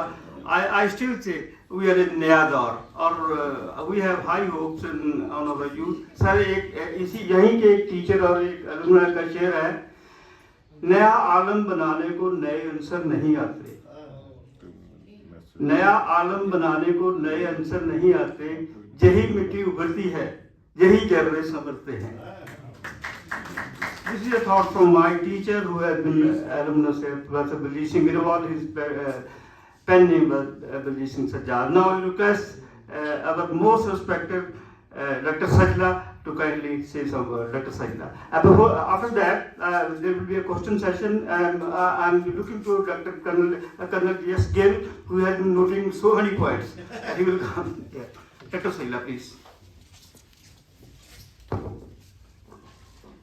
Thank you, Dr. Partha Ghosh, for such an enlightening lecture. So I have been attending so many lectures, but this lecture I thought some policy maker is coming, so he'd be talking of the hard lines and hard concept. But very beautifully and in simple words, he explained what is required for Ludhiana to become great. Like Trump won on this word, let us make America great again. So in simple words, he has expressed how to make Ludhiana great again. So basic things like he's talking of timeliness. Ludhiana, we all belong to Ludhiana. You know how many of us are punctual when we go anywhere, or someone invites us, or we have to go somewhere. So we are lagging a lot in this. So this is one thing which we can improve on. Then most of us, we perform our task with holiness. I personally believe this. Cleanliness we are again lacking. You all know. If we go on Ludhiana streets or anywhere in factories, we are lacking this. Then boundliness. We always, when we are to cross a certain limit, so we are lagging over there. Then selflessness. Here everyone wants to surpass the other person. So 5 basics which is given, most of the basics we are lacking. So mostly when we talk of those strategies, we talk from a higher level. But he has talked of these strategies starting from a basic level. So whenever some policy makers they talk of some processes, then planning and all. So if we turn on these 5 basics, I think Ludhiana can be great, where we are lacking. Then other things we are talking, discipline of excellence, then processing, Kaizen. These are things normally the policy makers talk of. But before the 5 things which are required, we are lacking. So even when we teach my postgraduate classes, many students say that we gave this exam, competitive exam, we could not clear. Like we prepared a lot. But thing is that we were lagging in basics. So here also we can make Ludhiana great again if we start from the basics. Basics is where we are lagging behind. So other things, government is trying to give us things and all, creating ecosystem. Creating an ecosystem, some people like that ecosystem, some do not. That is again a personal choice. But again, because here the government is different from what the government is there in the center. If you can, most of the time what we hear is, because the government here is different, that is why the center is not taking care of the state. So that is also a problem. And we Punjabis are basically emotional. We don't go by this key, let us vote for a person who's at the center. We'll go by our heart. We'll not go by our mind. So that is why we're lagging here, because most of the schemes which come, they do not come to Punjab. So if you can convey these words to the PM, that would be great. Then Ludhiana, the generation, like we're talking about Mr. Huja or Mr. Jaspal Singh, this generation that has done a lot for Ludhiana. Many of them, those who are sitting over here, they have kind of love and a kind of emotional connect with Ludhiana. But what about their children? Do they want to be here? Do they want, will they do the kind of work which they are doing or they like to do? So that is one thing we need to see. Why are children not connected here to Ludhiana? Why don't they want to do it for them? Why don't they want to move out? For that also we need to create a certain level of culture and all. But I think this tussle between center and state has been going for so many years, because always the government at this state level has been different from what has been in center. So that is also Punjab is lagged. Then it is a border state. Again, that is one of the factors. Then this farmer protest, most of the farmers, 75% of farmers protesting are farmers. So that again, the image has gone is that they are not the one who is letting the center go on the farm laws, which are very good for the economy. Which is again, it is a bone of contention whether they are good or not. So problem is that and Ludhiana is lagging because of that state policy also. Investors, when they come here, they come not to Ludhiana, they come to Punjab and then to Ludhiana. So basically that image of Punjab also has to change for making Ludhiana on that center stage. But people like my father or my grandfather, they were the kind, they could never thought that Punjab will reach this stage. Now if you see for the last few years, the property prices now they have started rising. In Punjab for the last few years the property prices were going down. Why? Because the businesses are moving out. And this has never ever happened in say last 20-30 years, which happened in last 10 years. So that also shows that people's interest of living here has gone abroad. Like they're saying making Punjab and Canada, and I don't want to put a word, what are we making it over here? But now Canada has changed the policies maybe. Even then the students are finding out another countries to go. They're not sticking to Punjab.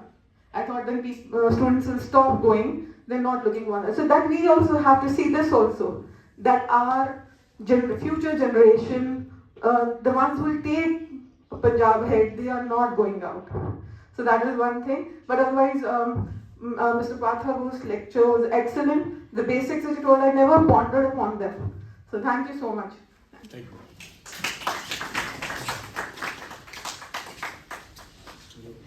One thing I want to respond.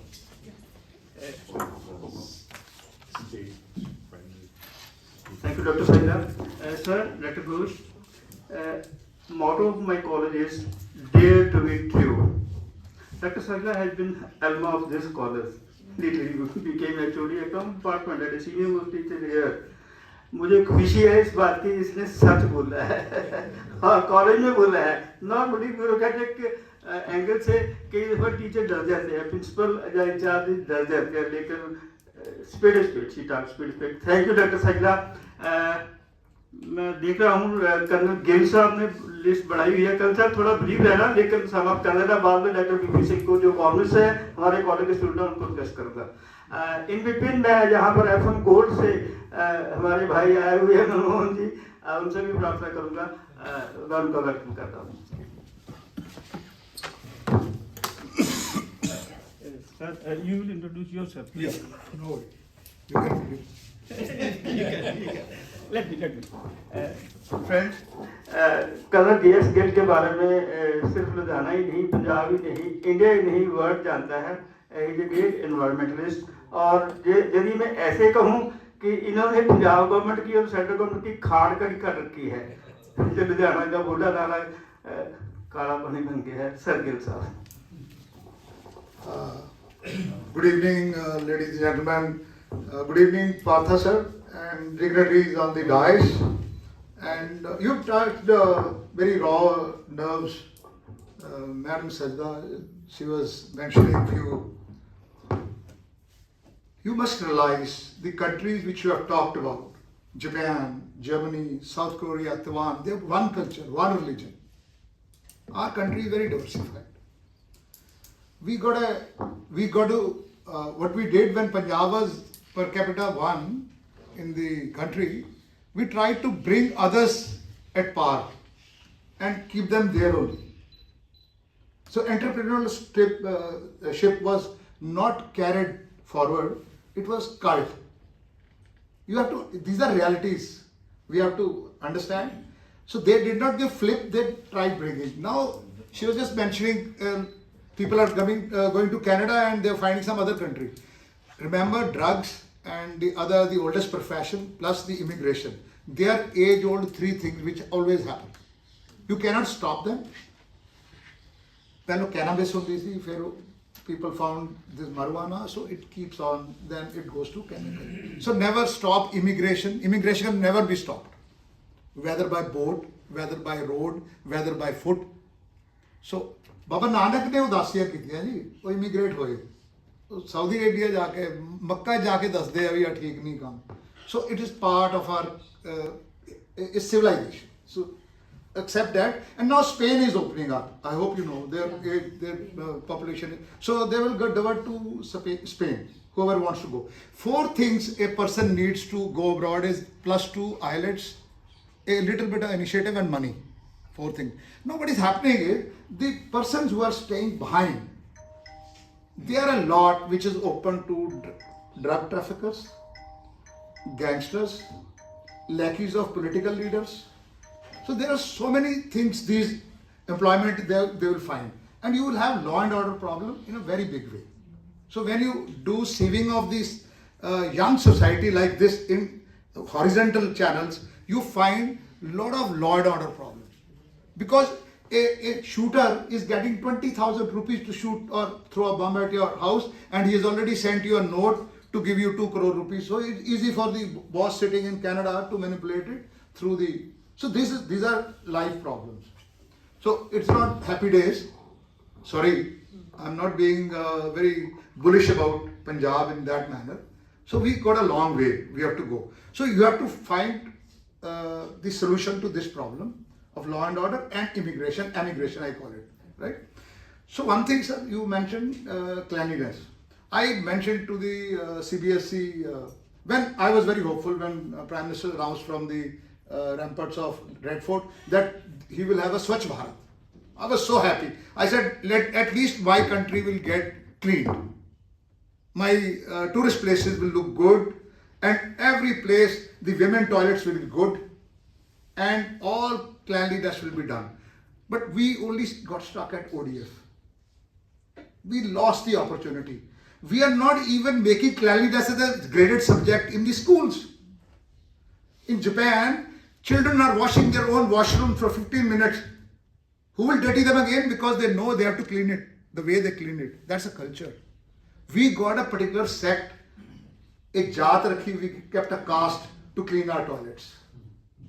Pehle, you need to go to Niti Yog to tell them, start cleanliness as a subject, graded subject.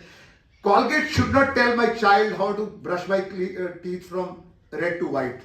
It should be told in the classroom for first 4 years. Personal hygiene. Next 4 years is my community hygiene, my mohalla hygiene, my village hygiene, and next 4 years is country hygiene. And all should be practical. A 12th class person should know what is the sewage treatment plant. Why it should be rocket science for him? So this I have written a syllabus. I have got a block syllabus ready. They need to be graded. It cannot be A or B. Right? You ask anybody. I was bombarded with questions from a WhatsApp group or on my Facebook when I said, let our children do their toilet cleaning in the schools in Punjab. People didn't like it. Ask your heart of heart. So when you come to cleanliness, you are talking about the white coat and the clean machine. When the environment is dirty, how can you keep the coat clean? How will the machine be clean? So what we need to do for Ludhiana, when developing Ludhiana, first thing it needs to be rebuilt. I call it slumization of cities. We don't need slumization of cities. We need to have new cities. We need to have satellite cities. We can't manage Delhi. NCR is so bad. You can't even build a 10-kilometer thick bamboo forest around NCR to at least separate it from the particle PMS 2.5. There is no ban on SUVs. One SUV is producing carbon to 5 vehicles. Why not ban SUVs? Have areas where there is only electric vehicles going. In Ludhiana it can be done. We have made a smart city which was already smart in areas. We need smart industrial cities. When Sir is telling his plant is not getting accredited by Decathlon, there is something seemingly wrong. We need to go at the root cause of that problem. The problem is we need to have a new setup. Why are we supporting mixed land use industry? Tell me. It should be, government should take responsibility and rebuild it again. It might be very good real estate later. Firstly, it's had to be a policy and a plan.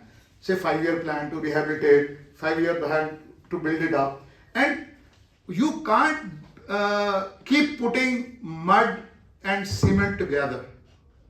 You need to have concrete only if you want to really build. So we got mud here underneath and you want to build structures over it. They will collapse. Metaphorically and physically, figuratively also. So I will mention, there are too many points you have said so much because you have been working in Japanese culture. That is perfect. No Toyota worker will leave his place till the time the part is made. he doesn't look at the clock. Basically. And every train, you leave this mobile, which may be 1.5 lakh rupees. It will come back there, the train, you will find your mobile on the same seat. Can it happen in India? So we need a cultural change. Sometimes maybe. Maybe. So my views are, we need a shift. We need a major overhaul. So his words are wisdom to us and wisdom for centuries. He's given you vision for what can be done. But to do it on the ground, we need an actual roadmap, which doesn't need, it only needs political, it also needs political support. As she said, double engine ki sarkar ho, so they will work better. She was mentioning the same party in the center and same party in the state. But it doesn't happen. Federalism is part of that. Then we are not celebrating democracy. Yes, absolutely. So but how do they work together in synergy? As you said, two people together, they can synergize. So they have to do it for their existence. So my view is, you have to work with whatever is there. You can't change. 92 legislators, government is there, it has to stay for 2.5 years. So let's get what is the best out of them. You have to protest, you have to lay down your writing, you have to give editorials, you have to write essays, you raise your voice, you got to get things done. But it should be done for the common good of all. It cannot be. Ludhiana has got excellent industrialists. We are supporting industrialists, but we don't like polluting industrialists. If they have done it for 40 years and they have polluted Ludhiana, I'll call it with impunity. So I would like them to change for better, and let's get together. It's not magic wand. We're not going to stop Buddha black water in one day. It has gone murky in 40 years. So we need to get together and have a plan. Let's do it in 2 years, 3 years. Let's get to zero liquid discharge. Let's get to zero liquid discharge. They said that Amritsar partner will not do it. Let it be for the Punjab. Let it be for the country. So it has to happen. I can't as a citizen allow you to put cancer in the mouths of 2 crore people downstream just because you have been allowed from last 40 years. You have been doing the same thing. It can't happen. You have to think about that. It is not about next generation, it is about our generation. I'm young enough to call myself a young man, so that I have to live 30, 40 years more. So why should I take this water? Why should I breathe this air? It is everybody's responsibility. We have to grow responsive to the demands of environment. Environment is good, industry will be good. Clean roads, clean air, clean water. उस आदमी का काम करने को दिल करता है, वो साफ जगह जाता है, साफ प्रोसेस करता है. तो जापान में सफाई बहुत है. So ऐसा करना हमारे कल्चर के लिए, पंजाबी कल्चर बिल्ड करें हम. Let's keep it more clean than the others. कोई कहते पहिए आ गए ना, वर्ड यूज कर दे आप. UP, over population of UP and Bihar is filling in gaps in Punjab. The underpopulation of Punjab, we followed the family planning too thoroughly. It's a fact or not? It is 2 versus 8, 6, 5. So you need to realize. So they will bring their culture to us. As you said, Japanese brought their culture. They are bringing Bihar and UP culture here. They stain walls, they dirty everything. But we need them as cheap labor. Because Punjabi labor अड़ती है, strike करती है, बात नहीं मानती है, shift नहीं करती है, 12 आवाज नहीं करती है. एक घर में 200 गज में 80 बंदे रहते हैं, 3 टॉयलेट यूज करते हैं. क्यों नहीं प्रॉफिट बनेगा? प्रॉफिट बनेगा. Because I am not paying my wages to my laborers and workers properly. So it's so many questions. It will be longish question session for you. But my only request is, let's get this cleanliness subject part of CBSE for whole of India. That's my. Thank you. Thank you Parmendra साहब.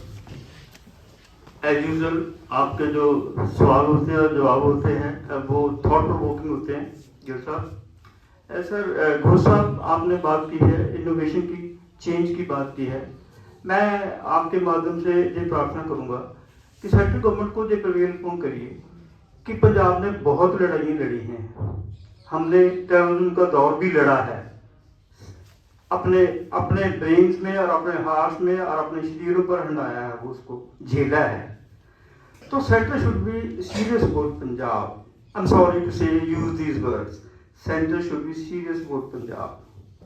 Sir, one part, while working in knowledge partner in Sidvi, I have been going to different MSME associations. एक बात मैंने ये देखी है जी, for you also, आप लोग थोड़ा अप्रेंसिव बहुत हो एक यूनिट दूसरे यूनिट के लिए, आप अपना डाटा शेयर नहीं कर रहे। जो क्लस्टर सिस्टम है गवर्नमेंट की, इस पर सब्सिडी भी मिलती है। एक बात तो यह है कि गवर्नमेंट कभी सब्सिडी लगा देती है, कभी उठा लेती है, उनकी कंसिस्टेंसी नहीं है। तो गवर्नमेंट को एक तो कंसिस्टेंसी रखनी चाहिए अपनी जो सब्सिडी की स्कीम्स हैं, दूसरा उनको प्रोएक्टिवली स्टेट गवर्नमेंट के साथ कोऑपरेट करके हल करना चाहिए। तो सेकंड पॉइंट है वो रीयूनिटिंग पंजाब के लिए मैं I have always vouched for cooperatives, why not encourage cooperatives. जो गुजरात सबसे ज्यादा कोऑपरेटिव में उसका फायदा उठा रहा, पंजाब का नहीं उठा रहा। या तो पंजाब गवर्नमेंट की नलायकी है, गवर्नमेंट को सेंट्रल गवर्नमेंट सीरियस नहीं इसके ऊपर। सर जो पंजाब की जो 2.5 एकड़ के कम से जमीन है या 5 एकड़ से कम से जमीन है, बहुत छोटे छोटे फार्मर्स है, हम उनको कैसे इकट्ठा कर सकते हैं? Farmers will not be on single border और रोड्स यदि हम कोऑपरेटिव बना लें, लेकिन उसके लिए हमें कॉन्फिडेंस बिल्डिंग की जरूरत है। कोऑपरेटिव में हमें स्टेट गवर्नमेंट और सेंट्रल गवर्नमेंट की इक्वल पार्टनरशिप चाहिए, उनकी तरफ से सीड मनी चाहिए कोऑपरेटिव के लिए। Why not they give us. So इन शब्दों के बाद मैं अभी हमारे डॉक्टर बीबी सिंह है, ऐसी कॉलेज के प्रोडक्ट है, इकोनॉमिस्ट है, उनको रिक्वेस्ट करूंगा 2 मिनट के लिए अपने क्वेश्चन रख के। जो मेरे पीछे यूथ बैठे हैं मैं उनसे भी प्रार्थना करूंगा, कोई भी सवाल करना वो कर सकते हैं। डॉक्टर बीबी सिंह जी।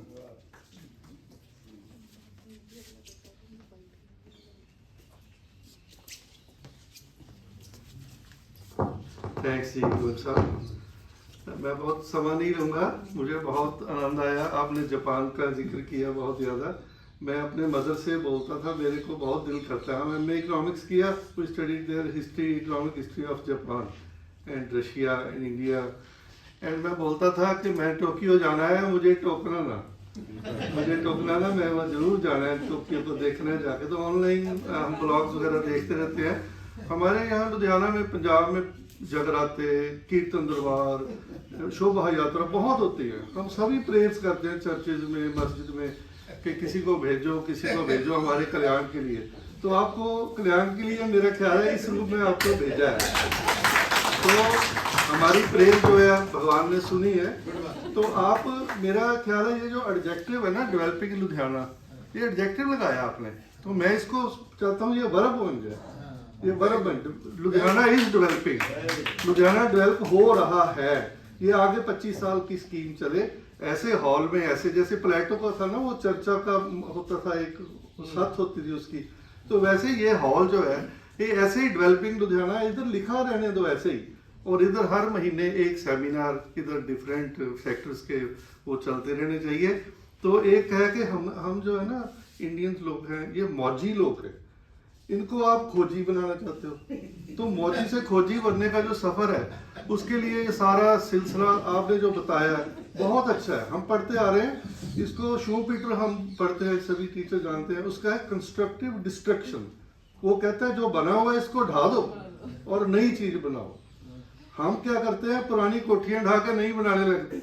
मतलब इकोनॉमिक्स की जगह हम कोठियां पुरानी ढा के नई, पुरानी आबादी ढा के नई, तो यही क्या है वो केस हो, लेकिन वो इंडस्ट्री का है, वो इनोवेशन का है, उस तरफ है। ये कंस्ट्रक्टिव डिस्ट्रक्शन आप इसको चैनलाइज उधर करना पड़ेगा। मेरा क्वेश्चन एक है सिर्फ, पॉपुलेशन का जो है इधर का, इधर फार्मूला ट्रांसपोर्ट का ये फार्मूला है पंजाब का खास तौर पर, कई शहरों का है, अलीगढ़, कानपुर, दिल्ली, जिधर से मर्जी आओ, जिधर को मर्जी जाओ, ये फार्मूला है। मतलब आप कहीं से भी कार ले जा सकते हो, कहीं को भी आप मुड़ सकते हो, कहीं से भी आप जा सकते, सिर्फ चंडीगढ़ है वहाँ चलान हो जाता है।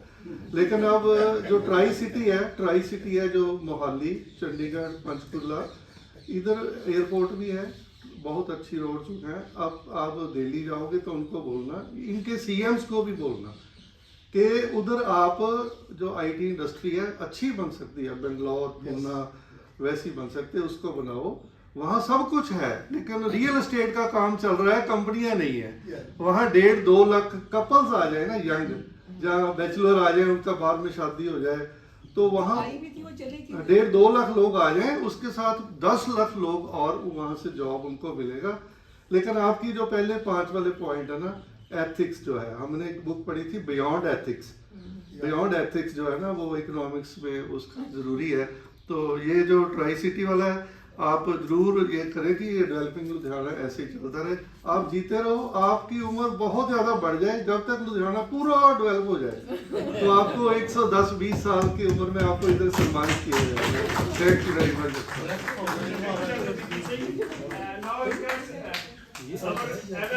progressive from Punjab, Ludhiana, Shri Sundar Singh ji.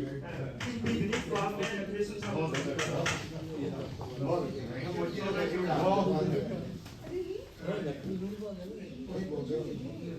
Thank you.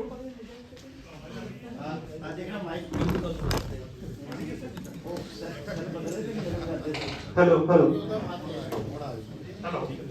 जी ਇਹਨਾਂ ਦਸਕਾਂ ਦੇ ਉੱਤੇ ਮੈਨੂੰ 1980-82 ਚ ਬੈਠਣ ਦਾ ਮੌਕਾ ਮਿਲਿਆ।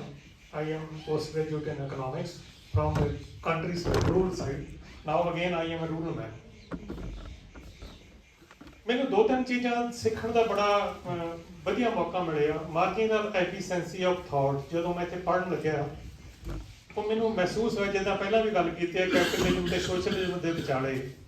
ਉਹ ਜਦੋਂ ਗੁਰੂ ਨਾਨਕ ਦੇਵ ਜੀ ਦੇ ਫਿਲਾਸਫੀ ਨੂੰ ਅਸੀਂ ਐਗਰੀਕਲਚਰ ਦੇ ਵਿੱਚ ਦੇਖਿਆ ਤਾਂ ਸਾਨੂੰ ਮੈਨੂੰ ਮਾਰਜਨਲ ਐਫੀਸ਼ੀਐਂਸੀ ਆਫ ਥਾਟ ਸਮਝ ਪਿਆ, ਐਜੂਕੇਸ਼ਨ ਦਾ ਇਹ ਰੋਲ ਆ। ਫਿਰ ਮੈਨੂੰ ਬੈਂਕਿੰਗ ਦੇ ਵਿੱਚ ਮੌਕਾ ਮਿਲਿਆ। Again, I also faculty for 4 years at JTC Jaipur to taught our senior officers. ਉੱਥੇ ਮੈਨੂੰ ਮਾਰਜਨਲ ਐਫੀਸ਼ੀਐਂਸੀ ਆਫ ਕੈਪੀਟਲ ਦਾ ਪਤਾ ਲੱਗਿਆ। ਬਟ ਅਗੇਨ ਆਈ ਰਿਕੁਐਸਟ, ਮੈਨੂੰ ਅਜੇ ਤੱਕ ਇਹ ਨਹੀਂ ਪਤਾ ਲੱਗਿਆ ਕਿ ਮਾਰਜਨਸ ਆਫ ਜਿਹੜੇ ਮਾਰਜਨਲ ਪੀਪਲ ਨੇ ਉਹਨਾਂ ਦਾ ਕਿੱਥੇ ਖੜਾ। ਅਜੇ ਤੱਕ ਆਈ ਫਾਈਂਡ ਆਊਟ ਇਟ ਕਿ ਮੈਨੂੰ ਇਹ ਲੱਭ ਜਾਵੇ ਜੋ ਉਹਨਾਂ ਦੇ ਮਾਰਜਨ ਕਿੱਥੇ ਆ। ਮੈਨੂੰ ਕੈਪੀਟਲ ਦਾ ਪਤਾ, ਮੈਨੂੰ ਐਫੀਸ਼ੀਐਂਸੀ ਆਫ ਥਾਟ ਦਾ ਪਤਾ, ਪਰ ਜਿਹੜੇ ਮਾਰਜਨ ਨੇ ਉਹ ਕਿੱਥੇ ਲੁਕੇ ਹੋਏ ਆ, ਉਹ ਉਹਨਾਂ ਦੀ ਅਸੀਂ ਕਦੇ ਅਸੀਂ ਚੁੱਪ ਕਰਕੇ ਕਹਿੰਦੇ ਆ, ਕਦੇ ਅਸੀਂ ਰੌਲਾ ਪਾ ਕੇ ਕਹਿੰਦੇ ਆ। ਮੈਨੂੰ ਥੋੜ੍ਹਾ ਬਹੁਤਾ ਲਿਖਣ ਦਾ ਵੀ ਹੈ, ਇਸ ਕਰਕੇ ਮੈਂ ਉਹ ਥਾਟ ਨੂੰ ਕਿਸੇ ਨਾ ਕਿਸੇ ਢੰਗ ਦੇ ਵਿੱਚ ਰਿਪਰਜੈਂਟ ਕਰਦਾ ਰਹਿਣਾ, ਉਸੇ ਥਾਟ ਨੂੰ। ਵੱਡੇ ਇਸ਼ੂ ਨਹੀਂ ਹੈਗੇ, ਛੋਟੇ ਇਸ਼ੂ ਨੇ। एनवायरमेंट, क्लाइमेट ਤੇ वेस्ट मैनेजमेंट, ਇਹ ਬਾਰਡਰ ਲੈਵਲ ਦੇ ਵੀ ਇਸ਼ੂ ਨੇ, ਇਹ ਘਰ ਲੈਵਲ ਦੇ ਵੀ ਇਸ਼ੂ ਨੇ। ਉਹਨਾਂ ਨੂੰ ਅਸੀਂ ਮਿਟੀਗੇਟ ਕਿੱਦਾਂ ਕਰਨਾ, ਮੈਨੂੰ ਲੱਗਦਾ ਕਿ ਆਪਣੇ ਇੰਡੀਵਿਜੂਅਲ ਐਫਰਟਸ ਤੁਹਾਡੇ ਵੀ ਉਹਦਾ ਉਨਾ ਹੀ ਸਹਾਈ ਨੇ ਜਿੰਨਾ ਅਸੀਂ ਕਿਸੇ ਵੱਲ ਉਂਗਲੀ ਕਰਦੇ ਵੀ ਉਹ ਕਰੇ ਜਾਂ ਗਵਰਨਮੈਂਟ ਕਰੇ ਜਾਂ ਕੋਈ ਆਰਗੇਨਾਈਜੇਸ਼ਨ ਕਰੇ। ਆਈ ਥਿੰਕ ਕਿ it should be start from the individual. Japan, ਇੱਥੇ ਮੈਨੂੰ ਜਦੋਂ ਇਕਨੋਮਿਕ ਹਿਸਟਰੀ ਪੜ੍ਹਾਈ ਗਈ ਸੀ ਤਾਂ ਜਾਪਾਨ ਦੀ ਵੀ ਪੜ੍ਹਾਈ ਗਈ ਸੀ MA ਦੇ ਵਿੱਚ, ਇੰਗਲੈਂਡ ਦੀ ਵੀ ਪੜ੍ਹਾਈ ਗਈ ਸੀ, ਰਸ਼ੀਆ ਦੀ ਵੀ ਪੜ੍ਹਾਈ ਗਈ ਸੀ। ਔਰ ਉਹ ਹਿਸਟਰੀ ਦੇ ਵਿੱਚ ਸਾਨੂੰ ਸਾਡੇ ਜਿਹੜੇ ਪ੍ਰੋਫੈਸਰ ਸਾਹਿਬ ਸੀ ਮਿਸਟਰ ਨਾਗਪਾਲ ਜੀ, ਮੈਨੂੰ ਉਹ ਅੱਜ ਯਾਦ ਆ ਰਹੇ ਆ ਕਿ ਕਿੱਦਾਂ ਉਹ ਜੀਓ ਪੋਲਿਟਿਕਸ ਨੂੰ ਉਸ ਵੇਲੇ ਵੀ ਟਰੈਵਲਿੰਗ ਕਰਾ ਦਿੰਦੇ ਸੀ, ਬੈਠਿਆਂ ਨੂੰ ਬਿਨਾਂ ਵੀਜ਼ੇ ਦੇ ਤੁਹਾਨੂੰ ਟਰੈਵਲਿੰਗ ਕਰਾ ਦਿੰਦੇ ਸੀ ਉਹ ਥਾਟ ਪ੍ਰੋਸੈਸ ਦੇ ਨਾਲ। It is the capacity of a teacher, fine teacher. ਅੱਜ ਮੈਂ ਉਹ ਵੀ ਪਰਥਾ ਜੀ ਵਿੱਚ ਦੇਖੀ ਹੈ, ਉਹ ਕੈਪੈਸਿਟੀ ਵੀ ਦੇਖੀ ਹੈ ਮੈਂ, ਆਈ ਵਿਜ਼ੂਅਲਾਈਜ਼ ਇਟ। ਇਹਨਾਂ ਹੀ ਸ਼ਬਦਾਂ ਦੇ ਨਾਲ ਮੈਂ ਤੁਹਾਡਾ ਸਾਰਿਆਂ ਦਾ ਥੈਂਕਸ ਕਰਦਾ ਕਿ ਇਹ ਇਟ ਇਜ਼ ਐਨ ਅਪਰਚੁਨਿਟੀ, ਔਰ ਬਾਰ-ਬਾਰ ਇਹ ਮਿਲਦੀ ਰਹੇ, ਸਾਰਿਆਂ ਨੂੰ ਮਿਲਦੀ ਰਹੇ। ਸਾਡਾ ਕੀ ਕੰਟਰੀਬਿਊਸ਼ਨ ਹੈ, ਇੱਕ ਅਗੇਨ ਮੈਂ ਮੈਂਸ਼ਨ ਕਰਦਾ, ਛੋਟਾ ਹੋ ਵੱਡਾ ਹੋ, ਅਲੂਮੀਨੀਅਮ ਦੇ ਵਿੱਚ ਇਹ ਪੇ ਬੈਕ ਦੀ ਕੈਪੈਸਿਟੀ ਹੁੰਦੀ ਆ। ਮੈਂ ਇੱਥੇ ਆ ਕੇ ਪੜ੍ਹਿਆ, ਮੈਂ ਆਰਗੈਨਿਕ ਫਾਰਮ ਬਣਾਇਆ, ਮੇਰੀ ਉੱਥੇ ਉਹ ਨਹੀਂ ਹੈ। ਮੇਰਾ ਇਹ ਹੈ ਵੀ ਮੈਂ ਪੇ ਬੈਕ ਲੁਧਿਆਣੇ ਨੂੰ ਕਿੱਦਾਂ ਕਰ ਸਕਦਾ। ਇਹ ਚਾਹੇ ਛੋਟੀ ਮੰਨੋ ਵੱਡੀ ਮੰਨੋ, ਇਹ ਹਰ ਇੱਕ ਦੇ ਵਿੱਚ ਅੰਦਰ ਭਾਵਨਾ ਹੈ। ਨਾਓ ਦੀ future of economics is on based on ਭਾਵਨਾ, ਇਹ ਅੰਦਰ ਅਫੈਕਟ ਕੀ ਨੇ, ਉਹ ਰਿਪਰਜੈਂਟ ਹੋ ਰਹੇ ਆ, ਦਿਖ ਰਹੇ ਆ, ਔਰ ਉਹਦੇ ਤੇ ਅਸੀਂ ਵਰਕ ਕਰ ਰਹੇ ਹਾਂ। Thank you so much sir. Thank you so very much, Sundar Singh ji. Friend ਸਾਡੇ ਵਿੱਚ ਸਾਡੇ ਐਲੂਮਨਾਈ ਐਸੋਸੀਏਸ਼ਨ ਦੇ ਪੈਟਰਨ ਸਰਦਾਰ ਸੁਰਿੰਦਰ ਸਿੰਘ ਜੀ ਭੋਗਲ ਹੈਗੇ ਆ, ਉਹਨਾਂ ਦਾ ਯੋਗਦਾਨ ਵੈਲਕਮ ਕਰੀਏ। ਭੋਗਲ ਜੀ ਕਿਸੇ ਪੋਜੀਸ਼ਨ ਤੇ ਗਏ ਸੀਗੇ, ਇਹਨਾਂ ਨੂੰ ਪ੍ਰੈਸ ਬਾਉਂਡ ਕੀਤਾ ਕਿ ਤੁਸੀਂ ਉੱਥੋਂ ਭੱਜ ਕੇ ਆ ਜਾਓ, ਔਰ ਭੋਗਲ ਜੀ ਸਾਡੇ ਵਿੱਚ ਹੈ, ਅਸੀਂ ਇਹਨਾਂ ਦਾ ਵੈਲਕਮ ਕਰਦੇ ਹਾਂ। ਉਸ ਤੋਂ ਪਹਿਲਾਂ ਕਿ ਮੈਂ ਭੋਗਲ ਜੀ ਨੂੰ ਕਹਾਂ ਨਰਿੰਦਰ ਮੇਸ਼ਨ ਜੀ ਨੇ ਕਹਿਣਾ, ਇੱਕ ਸਵਾਲ ਇਹਨਾਂ ਨੇ ਕਰਨਾ ਤਾਂ ਫਿਰ ਸਾਡੇ ਪ੍ਰੋਫੈਸਰ ਇਰਾਦੀਪ ਨੇ ਕਰਨਾ ਹੈਗਾ। ਨਰਿੰਦਰ ਜੀ kindly B brief. I would be very brief. What you talked about for the first 5 or 7 minutes was akin to what every Punjabi understanding Guru Nanak realizes, learns, but with vagaries of time forgets. Paman Guru Pani Pita Mata Tat Mahat. Being an environmentalist, most of the government college alumni and students, I have 100% faith that they were brought up and cultured in a way that we tried to be what we gained from here. And that is a very sense of pride in me and everybody over here. This college inculcated that spirit of cohesive whole. We were not considered as individuals. We were always brought up in a way that we tried to do something which would, yes, ek aur ek 11. We had that concept. We were following that, but soon or later, like Wordsworth said, we forget. We lay waste our powers. You have rekindled that hope. We would be going, sharing these noble thoughts with our, contacts. Yes, on social media too. Because it has that power of, not only eliminating, but it gives you an idea that what you should do in your life. Mr. Goyal over here, a chance meeting. We were trying to say, protest about some trees that were felled, and he asked me, you are from which college? I said, government college. He immediately got my number and added me to the group. He is the Sutradhar over here, and Mr. Gogol sitting over there. If he is showing interest, I am showing interest, not only because of him, but the elementary education which was given to us. I would reiterate that moral education, which is though there in the schooling, should continue till we are really students in a university or college. Second very small thing is, I've always said, we all need wood. We would need wood. Thank you very much. The last journey, the last step, final steps, when they would be cremating us. Yes. It is the foremost duty of every citizen to have a feeling of planting not only trees but maintaining them, maybe selfishly, that I should go and I should not leave any mark of burden on this mother earth. Then water comes. Colonel Gil Jaskiritan was here. We are fighting like anything to save Buddha Darya, but we should be saving every drop. Every moral education transferred from the teachers over here to the students over there should contain your moral value ethical approach, and I hope that teachers over here would be implementing that in total. Thanks a lot. God bless you. And I would also suggest that you should live till 150, but no, with a clause.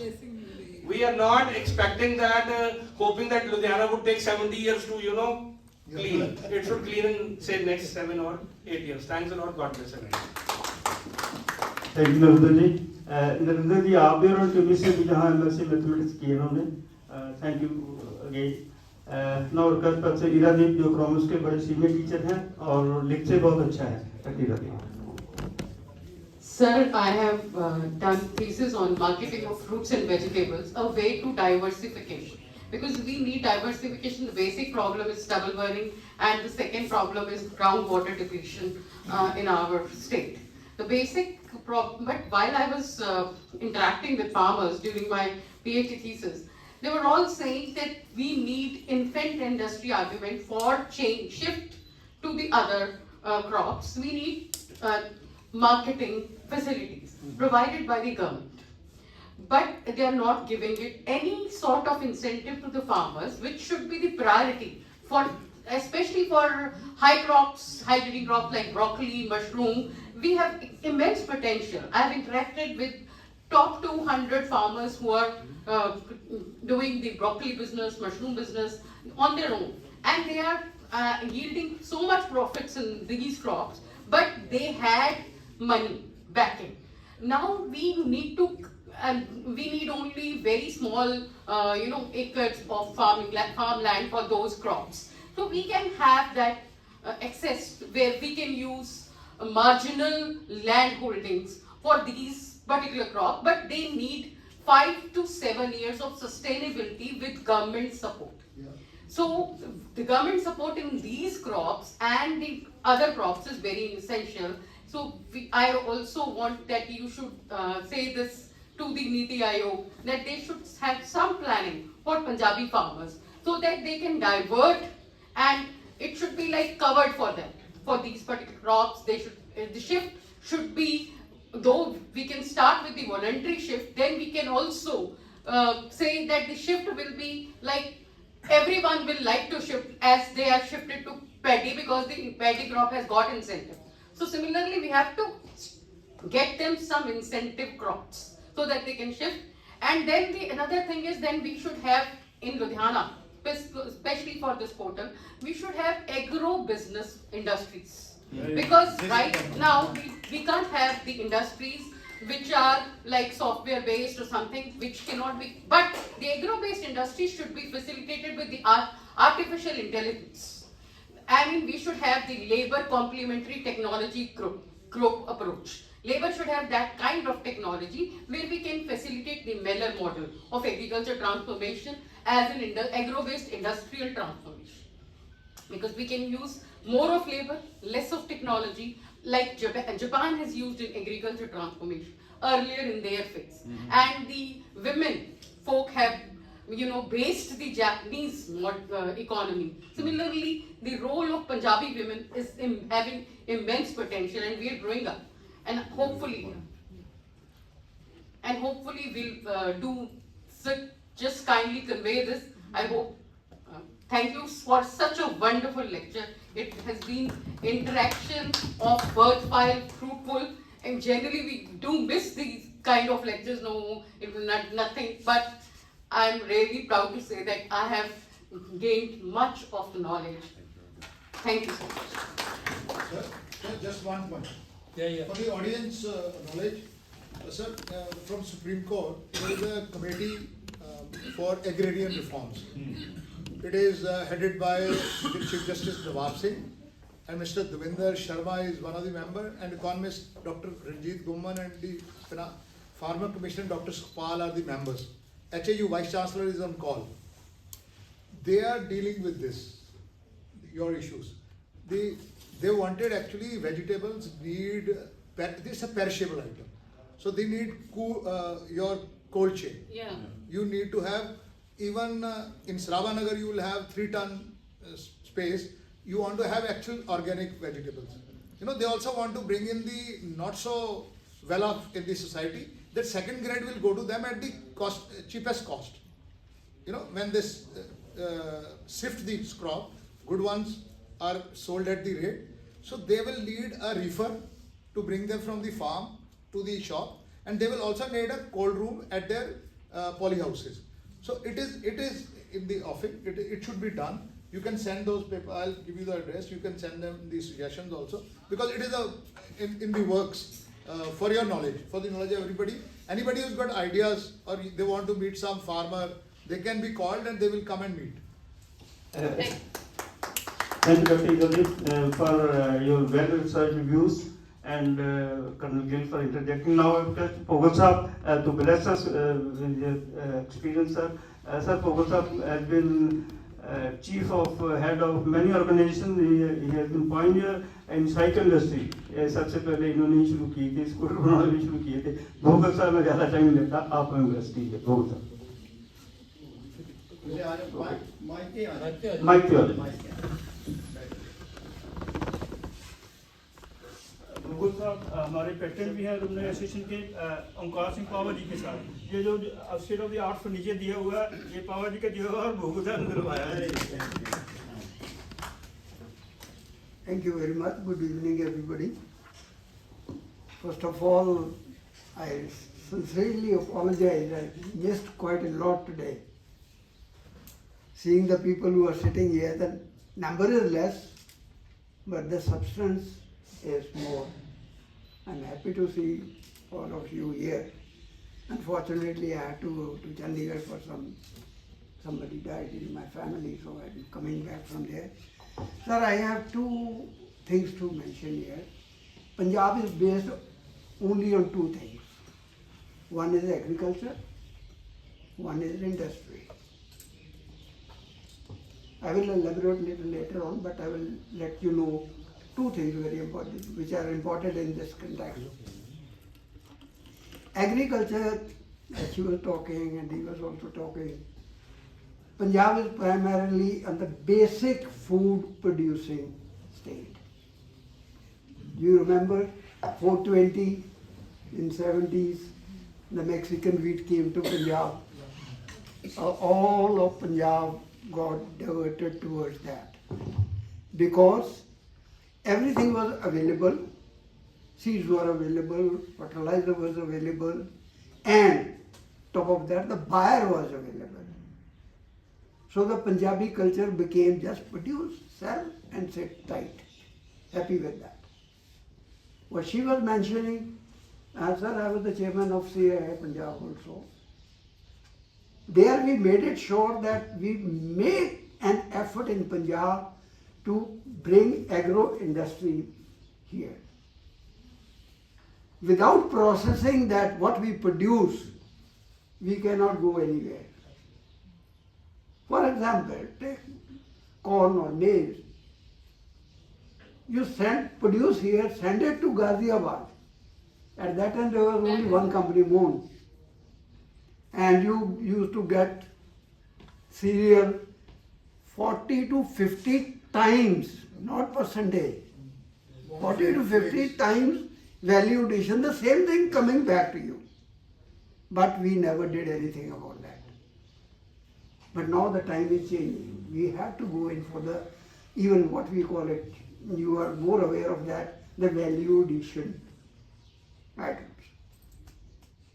And when we talk about industry, sir, exactly 93.7% of the Punjab industry is micro and small. Yeah.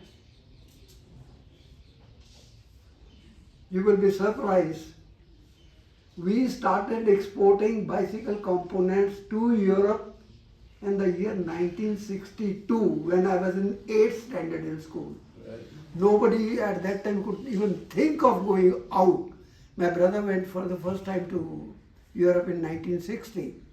He was an ex-Air Force and athlete. When Milkha Singh was running in Rome, so my brother went to see him also running because he sponsored him. We collected 3,500 rupees for Milkha Singh to go to Rome.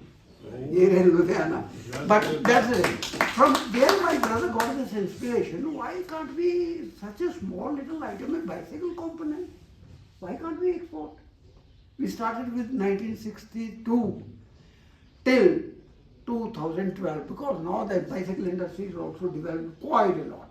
What they want, we can't produce. Reason being the same. Our cycle was primarily meant for the normal, you can say, poor people. So it was more on the volume. Transport. More on the volume rather than adding to the value of the bicycle. So we keep on producing that because the market was there. Like in the agriculture, the government was the buyer. For the bicycle, it was the poor. If you remember, especially when 1966 I went to Calcutta for the first time. That Bentinck Street is Bentinck Street is the main bicycle. You see? And I remember it was a month, वो जो मुहूर्त निकलता है ना शादी का time, वो time था. In every bicycle shop, they were not only selling bicycles, they were selling transistors, watches and the bicycles. Bicycle was meant for the poor. So we couldn't get out of that mode. We kept on producing. And suddenly, 4-5 years back, we suddenly realized this market is absolutely full. Where we go?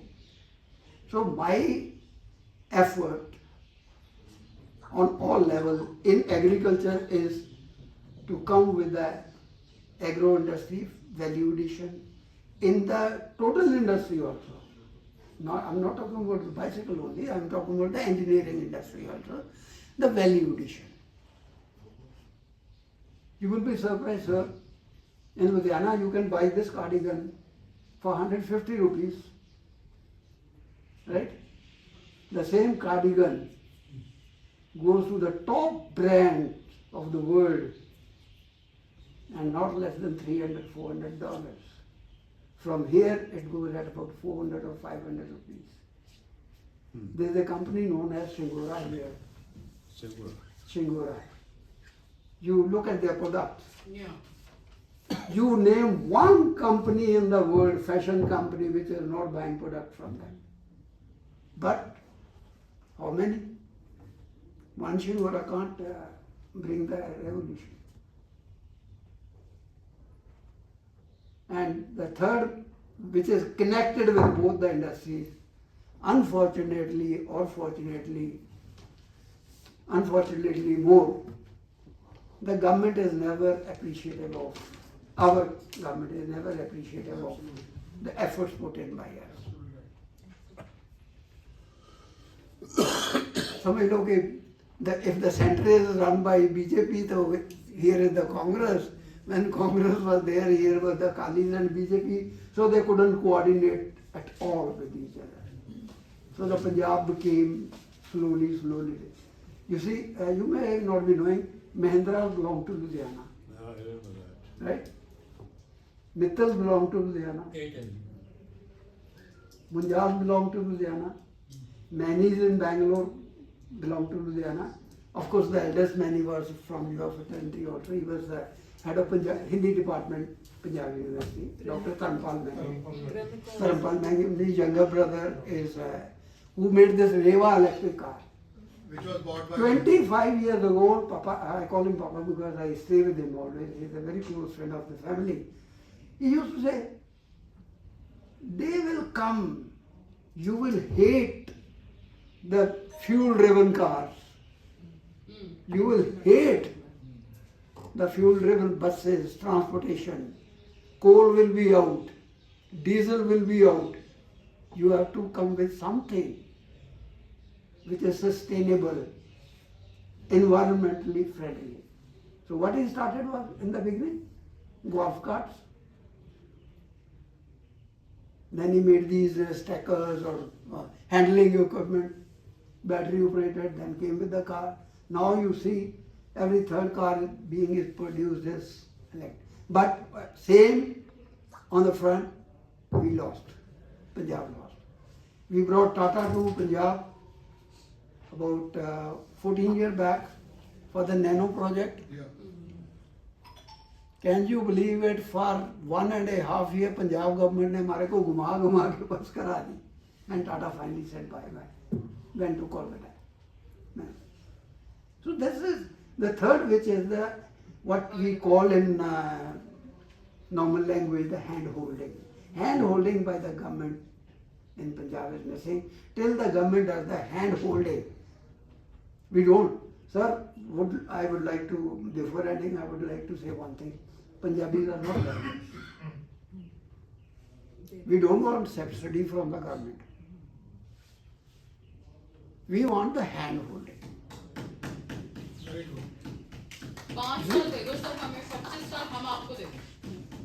We guarantee you, we guarantee everything.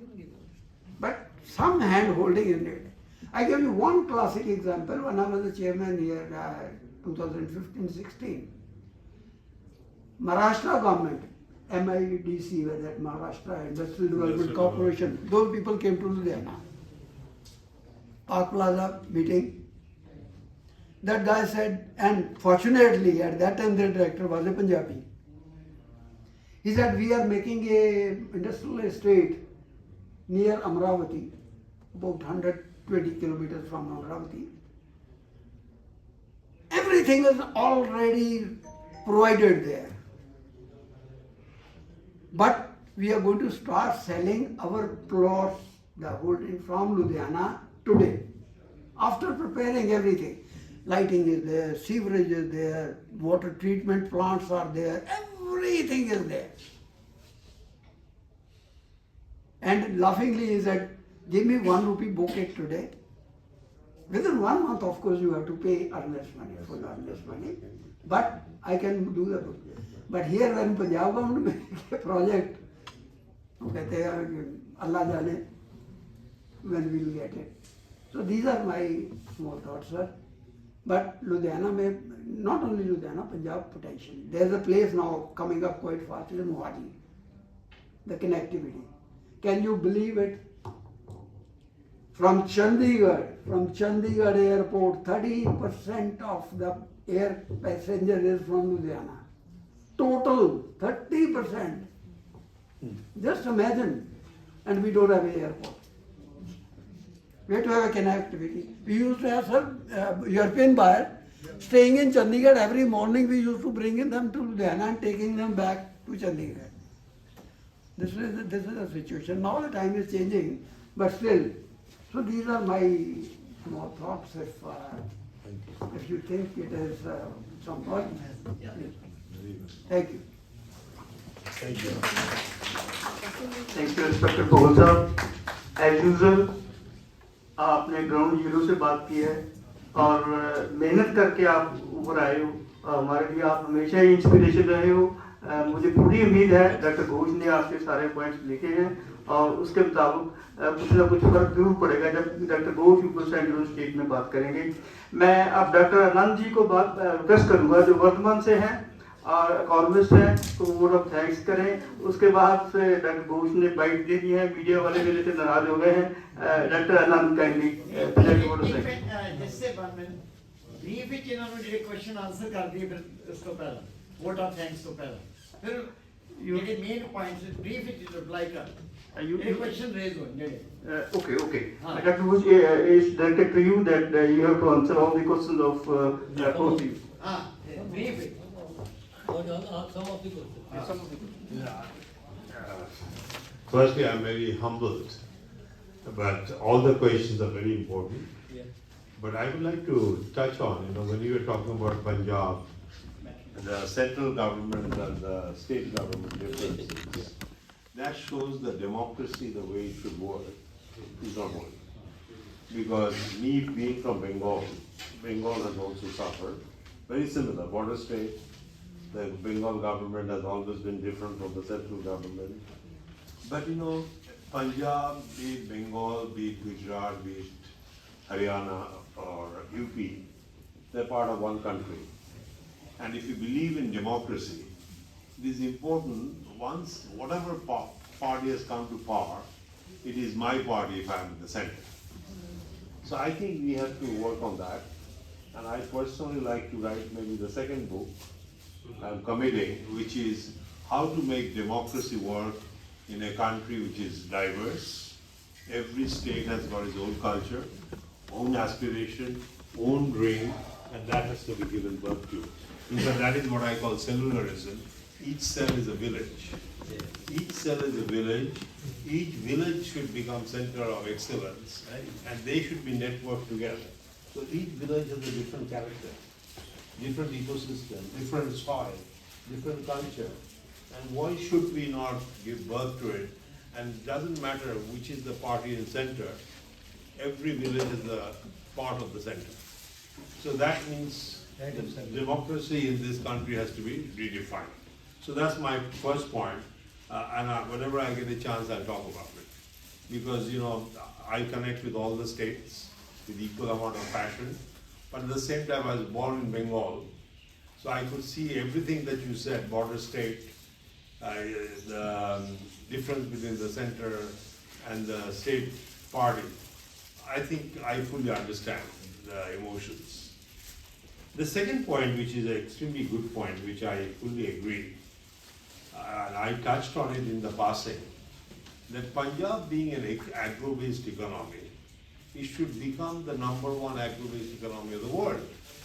Which, in other words, all the innovation should occur around agro-based. That doesn't mean we are only producing agriculture, but all the equipment the software, the hardware that is required for agriculture should be developed in this part of this country. Not only for Punjab, but for the whole country and for the world. That doesn't mean that we are undermining Maharashtra or Gujarat. Gujarat would do some other industries, which Punjab would buy from. Similarly, Punjab should do industries which Punjab is best in. And competitive advantage, exactly.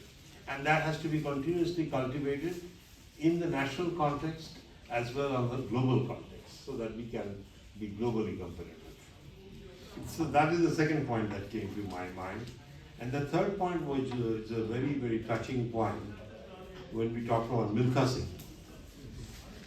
We talked about Milkha Singh. Because Milkha Singh was a big, when I was a child, Milkha Singh won 1960, I was only 8 years old, I think. Rome Olympic. I think he came, unfortunately, number 4. He was about to win the bronze medal. But Milkha Singh was so quick when sometimes a thief came to his home. I don't know whether you know. The thief, he was running after the thief. But then he was in such a competition, he went ahead of the thief. Now, there's a meaning. There's a meaning to me that the standard of excellence that some of the players from Punjab has produced, Milkha Singh, I was in Calcutta, Jarnal Singh, soccer, in Mohan Bagan team, in Calcutta, he used to play. He was captain of the Indian soccer team also, Chuni Goswami. Now, I think we have to find a way to retain that spirit of Punjab. So I felt a bit sad when you said people are leaving the state, they're going to Canada, they're going to Australia. We have to make Punjab, particularly young people of Punjab, so attractive, the Punjab state, that they would like to stay in Punjab. If not stay, they should in fact come back from Canada, from Australia. Then we know that the country is really improving, that people want to stay in their own state, own soil, own culture. So when they, I met a very interesting man while I was flying from Delhi to Amritsar. And there was a man standing next to me, very nice man. He said he does farming in Punjab during the season and works in a cruise liner in off season. So he and his wife is both working in the cruise liner, so he's getting a chance to see the world. But then I asked him what is his dream. He said, well, I want to settle down abroad. But he has a farm here and he's doing well. So I said, why? And he touched on that there is no sense of aspiration that he gets from the people of the country. So I think we are really at a very interesting space in time. But on the one side, I feel very positive that a lot could happen. On the other side, I think some fundamentals are missing. That's why I touched on the cultural point, the 5 cultural points. Because we have to make our state, our country, our district, our panchayat attractive. And somehow it is not being attractive to people. I see that in Thailand. I'm not talking about Japan anymore, the poorer countries. I see that even when I go to Turkey. The people in Turkey, in the center of Turkey, they're very proud of the locality they live. They want to present it to the country. Yes. And I think we need to work on it. But on the other side, we've got so much to be proud of. Each state has got a lot to offer to the world. It's a 5,000-year-old country. When I was coming from Amritsar, I was thinking of the Indus Valley. The 5 rivers flew through. I was thinking of Punjab, which is in West Punjab, which became Pakistan. So these are the emotions that we have to nurture and in the process create the new country. So this is what I feel in short in response to all the good points that all of you made. But I think it's a start. I would like to see this is the beginning of a new chapter of Indian history, a new chapter in the beginning of Punjab's history, Ludhiana's history, and we have to take it with that kind of seriousness. And if you do, it will happen. Thank you, Dr. Ghosh, for very meaningful answers to us. And I request Dr. Anand to say a word of thanks. Dr. Anand is a senior economist with the Vardhaman Textile and General Mills. As usual, he talks so much illuminating at every time. Thank you. After reading such a learned views, people of the dais and equally learned people sitting in front of me, it is difficult to say anything without repeating. But anyway, I will try to see that I don't repeat and try to confine a formal vote of thanks. See, we generally quite inspired by one share of Iqbal. गम नहीं कि काफिला लुट गया तुम्हारा, सवाल तो तेरी रहबरी का था. We frequently say this share, and we say that basically it is the leadership which has failed Punjab or India or any country we want to name. It is leadership which failed. If we wanted to say how, we can refer, doesn't matter which party ruled the Punjab or the center and all that, but we want to say that leadership failed. But unfortunately, from where are we going to back to the God? And some gentlemen, some professors, retired professors have said that, oh God, you sent somebody. So we keep on praying to the God that sent somebody.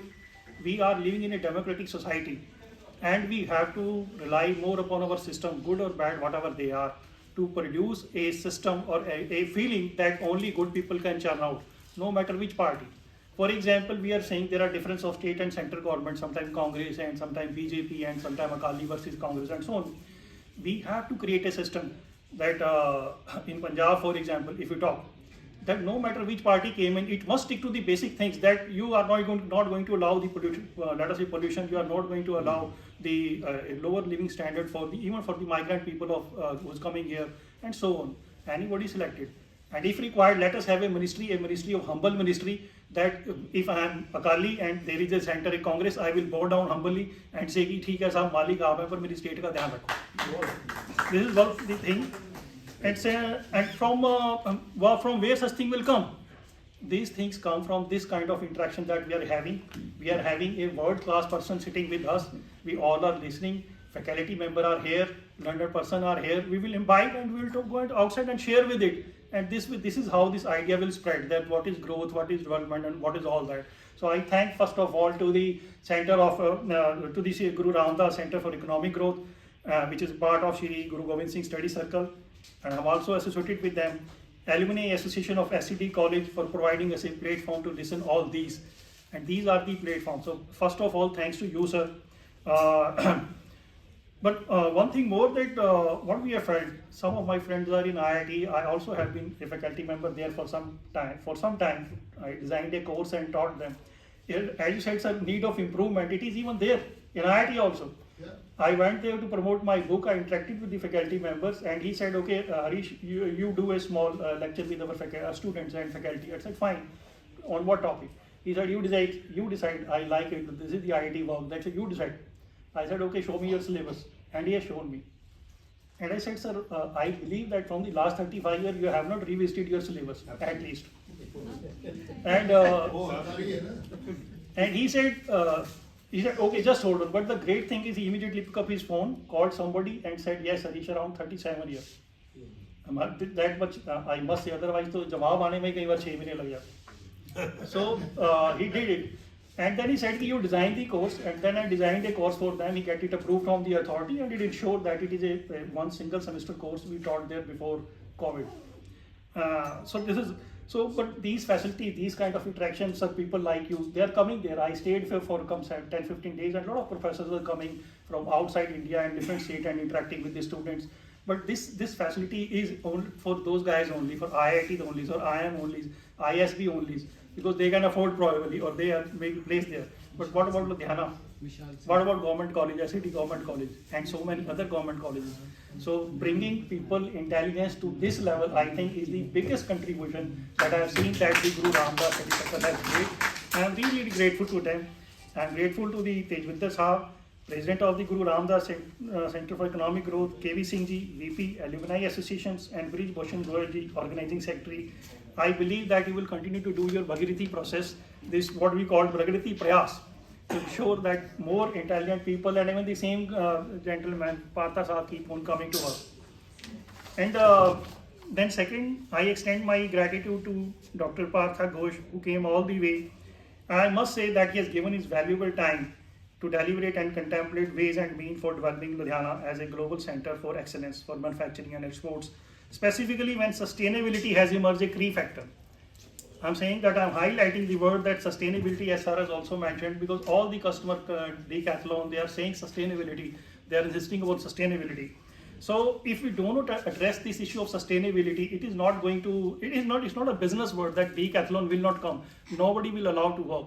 We are seeing in Punjab today, there is a great, I will not say word, I withdraw the word great, but there is a certain amount of tension between those who want to protect the environment and people who want to protect the employment and the production also. We have seen a face-off a couple of days back between them. So that need to be resolved, and it can be resolved only and only with sustainability.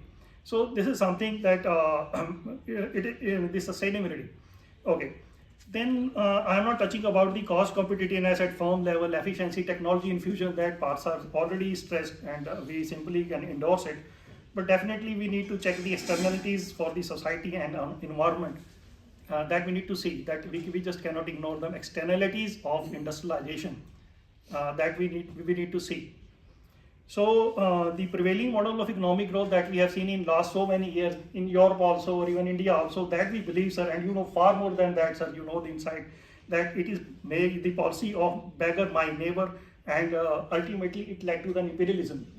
We had a revolution in France, and then some Napoleon, and then they went to win some nearby states, and then you have a nationalism, and then gradually this nationalism converted into imperialism. And they said, okay, take away the resources, own the resources, take the endowment of the others. And we had 2 wars in a quick succession. So I think that that model, as you rightly said, sir, history is probably rewriting that model cannot work. And what could be the new model for them on which we can rely upon? So again, sir, I was fortunately and thankful to also that I came across when I was, Googling Dr. Partha Sahib gentleman details on internet, and it suggested me a book, India Toward Hundreds, A Call for Reset. So though it is not available, PDF was there, but I could get some brief written by them, 2 or 3 things all. The great thing is that it is saying, go back to your roots, go back to your own culture. So you have, I don't know, deliberately or somehow saying it so openly, going back to your roots. And you said in a different way, Shraddha, discipline, these are basically our roots. And you said that you work out your own model. And that sir also said that Sarbat ka bhala, that beggar my neighbor is not the right policy, that we are not going on this way. It has never been our policy. I was reading somehow a Ramdari Singh Dinkar book, probably Sanskrit ke 4 adhyay, something like that. I was coming back from Delhi. So, and he mentioned that what is India? That India is to the Dakshin of, in Sanskrit it was, to the Dakshin of the Himalaya and to the Uttar of Samudra. This is India. And this had India never crossed these things to get somebody else's land or property, but within this they keep on fighting because they wanted a strong center. And so far India was having a very strong center. That was the last Prithviraj Chauhan. India generally never give up. And once we lose the center and we get into these small factionalism or small thing, we lose everything. And I was surprised to see that in 16, I'm saying that there's nothing that we don't have. The courage or the you can say Hausla. And I was reading that a lady in Gujarat defeated in 1617 something the Muhammad Ghori, and he never come back at that time for many 100 years. Nobody came from that side. So this is something that we need to go back, and probably we are somewhere. And but that book also mentioned that as you are saying, sir, that you will be going to them, probably you will share something info from that book also. They are saying that India was what Indian were. How we become a country of worships. Osho frequently says that, okay, you wanted to say that how you get free, first you see that why you become slaves.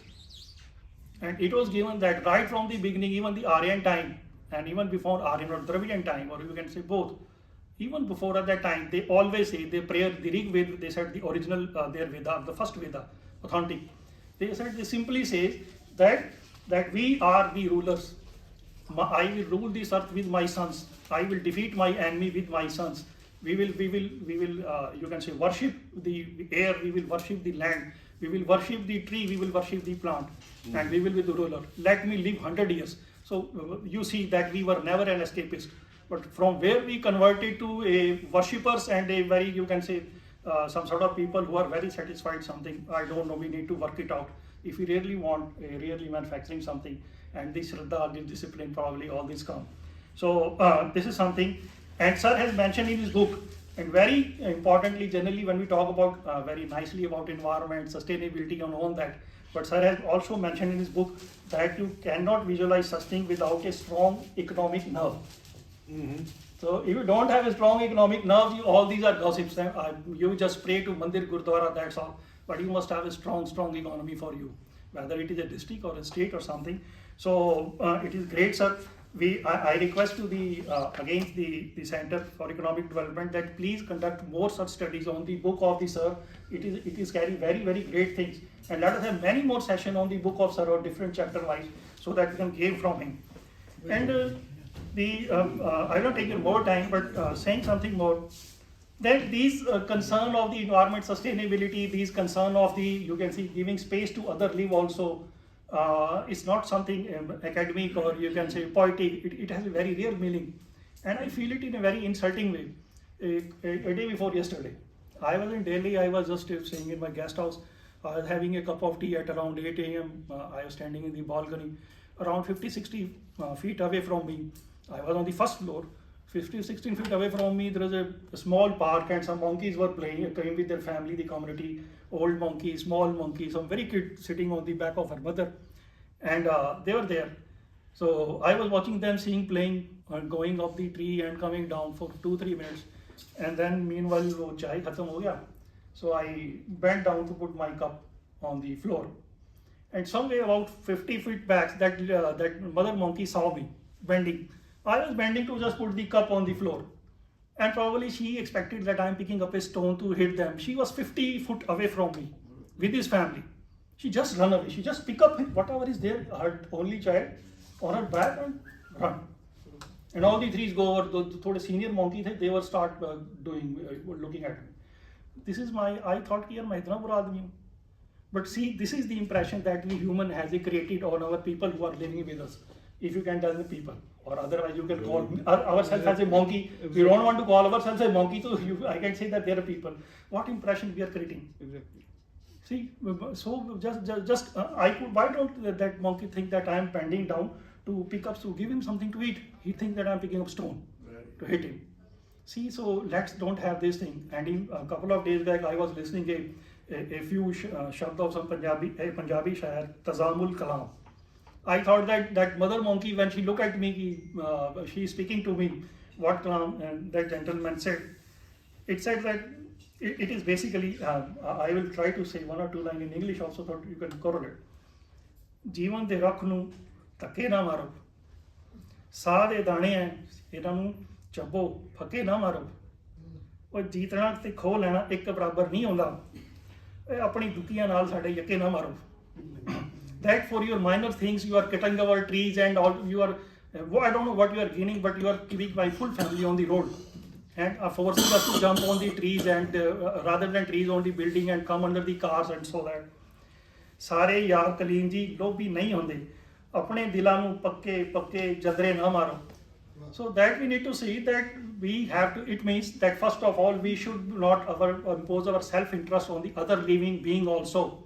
First, and second, we should not keep our self-interest so high, close our door that there is no place for any livings also. And after what sir, I have seen the sir books, Ghosa book, some key points, and what are the insult I felt there a day before yesterday. Taking it together, I decided that in future now, even as I am a true student of economics, I try to be a true student of economics. I will never use the word of economic resource. I will never use the word of economic endowment. I will use the word for water, for air, for earth, that they are the stakeholders. So far we have kept the stakeholders. Who stakeholder? Notionally we said worker are stakeholders. Notionally we say customer are stakeholder. Nobody stakeholder. Only money is our love to the money stakeholders all the time. So I will be, as a researcher, I'll never go back to this. This is what we have, this opportunity to see, sir, has given me to reflect upon it. So they are stakeholder, and this is what Guru Nanak also said. Pehla pani jiv hai, jit harya sab koi. First thing is that the pehla pani jiv hai, that it is, sir, in English, I may not be perfect translator because there are very learned people, but it says that water is not a resource, it is not an endowment to be exploited. It carries G. And it gives life. So, pehla pani jiv hai, jit harya sab koi. this is something. So sustainability has to be our cornerstone. This is again thanks to the Gosar for being by us and sensitizing all this important matter. And I also thankful, you can say, extend my thanks to the Bhogal sir and the people coming from the industry, other gentlemen, because industry also has a so to industry also, because see, whatever the good words we speak, whatever the enlightened about we talk about environment, but the fact is, we know ये भूखे वजन ना हो जाए, भूखे वजन ना हो जाए, ये माला अपनी भूखे वजन ना कीजिए, ये माला अपनी लीजिए. So it is only the roti, it's the bread, it is the employment that come from the industry. So while we may abuse them, so the 100 things we can work with them, we can talk to them, how we can improve it. That should be the way forward. Otherwise, जो फैक्ट्रियों के बाहर साइकिलें खड़ी होती हैं, अगर वो साइकिलें वहाँ से हट गई, तो मंदिर और गुरुद्वारों के बाहर बैठ लाइनें लग जाएंगी उनकी मांगने वालों की. And it is the industry that we have to create. We have to create some surplus for the society. It is only and only industry. So we must see that the academicians who are sitting here, I will request them that please make this college, at least you force your team members that you please take up the industry related issues.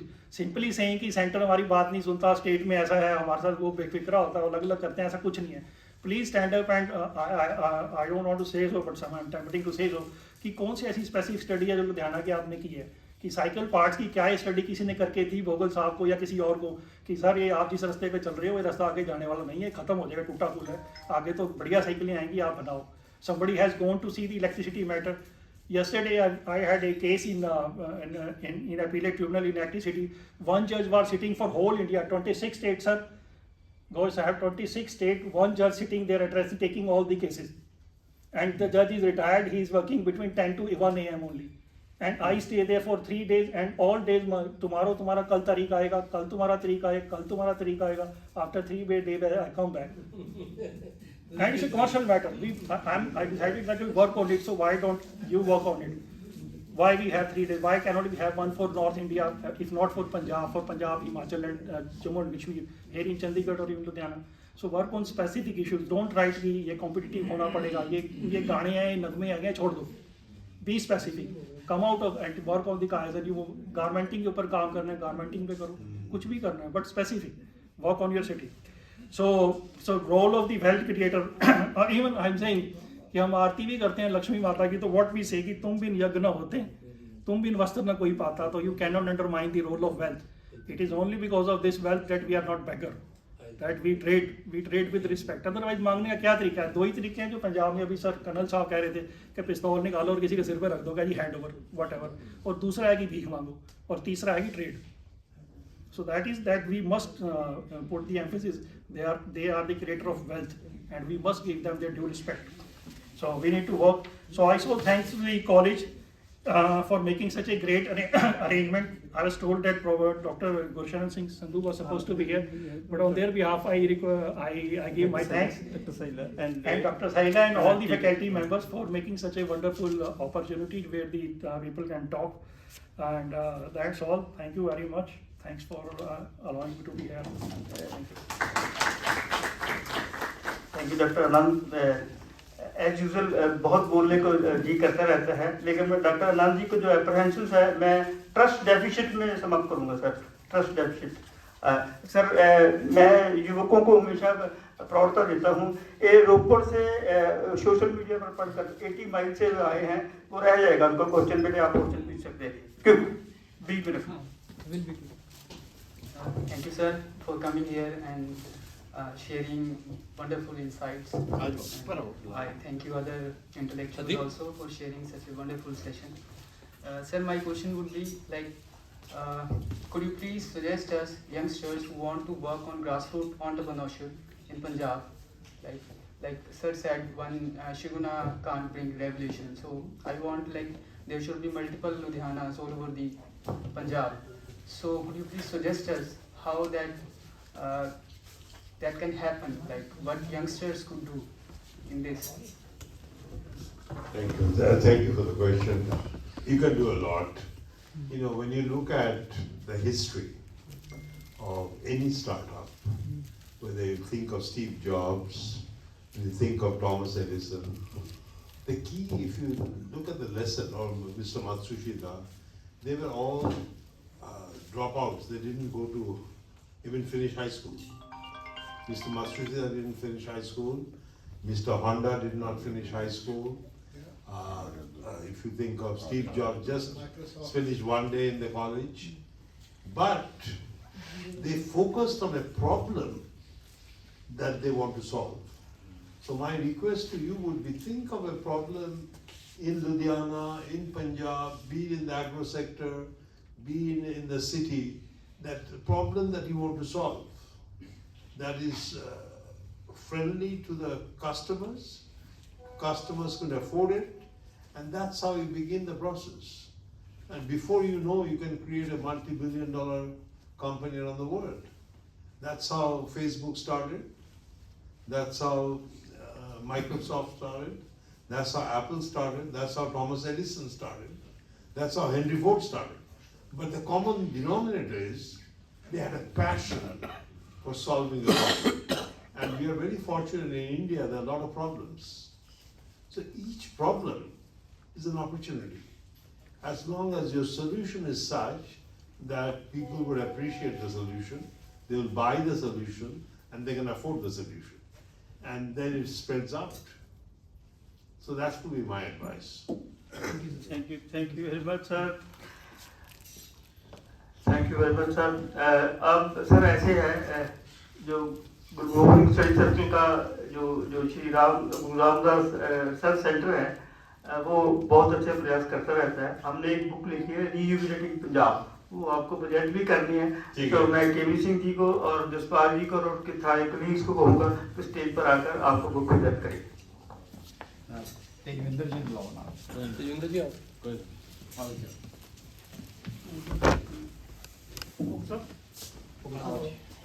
आओ जाओ.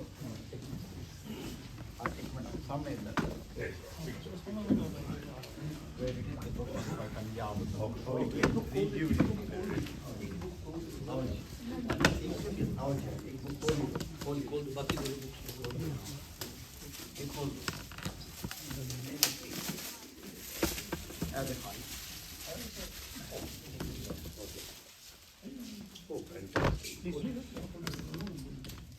आओ जी हरदीप जी ने और Divya ji please Madam Akaki, please come on the stage. Yeah, you come on the stage. They're calling you. What is ma'am doing? That's the first question. Ma'am does all kinds of things. Yeah. Public service. Ma'am, come here. Madam Sanjay ji, Purushottam ji, I will request Mr. P.D. Gupta, Vice President, to come on stage. P.D. Gupta ji. Navdeep ji, आ जाओ.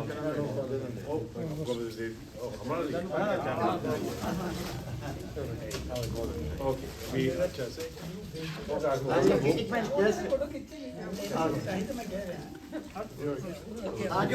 एक minute please आ जाओ. सुंदर जी, गुरजिंदर जी आ जाओ please. Colonel साहब आओ. नहीं group photo सारे की हो जाएगी. आओ प्लीज तुम आओ. प्लीज जगजीत जी आओ. नहीं सारे इतने ऊपर ही लेना. अच्छा है कर्नल साहब. आजो मनदीप तुसी भी सारे आ जाओ. आज सारे आ जाओ. आजो सारी जगह सारे आ जाओ.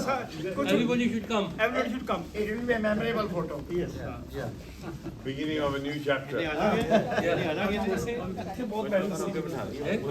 आगे खड़ा करिए. आगे बैठ जाने जा कुछ. नहीं ओने आगे आ जाओ. आगे आ जी. सारे आ जाएंगे.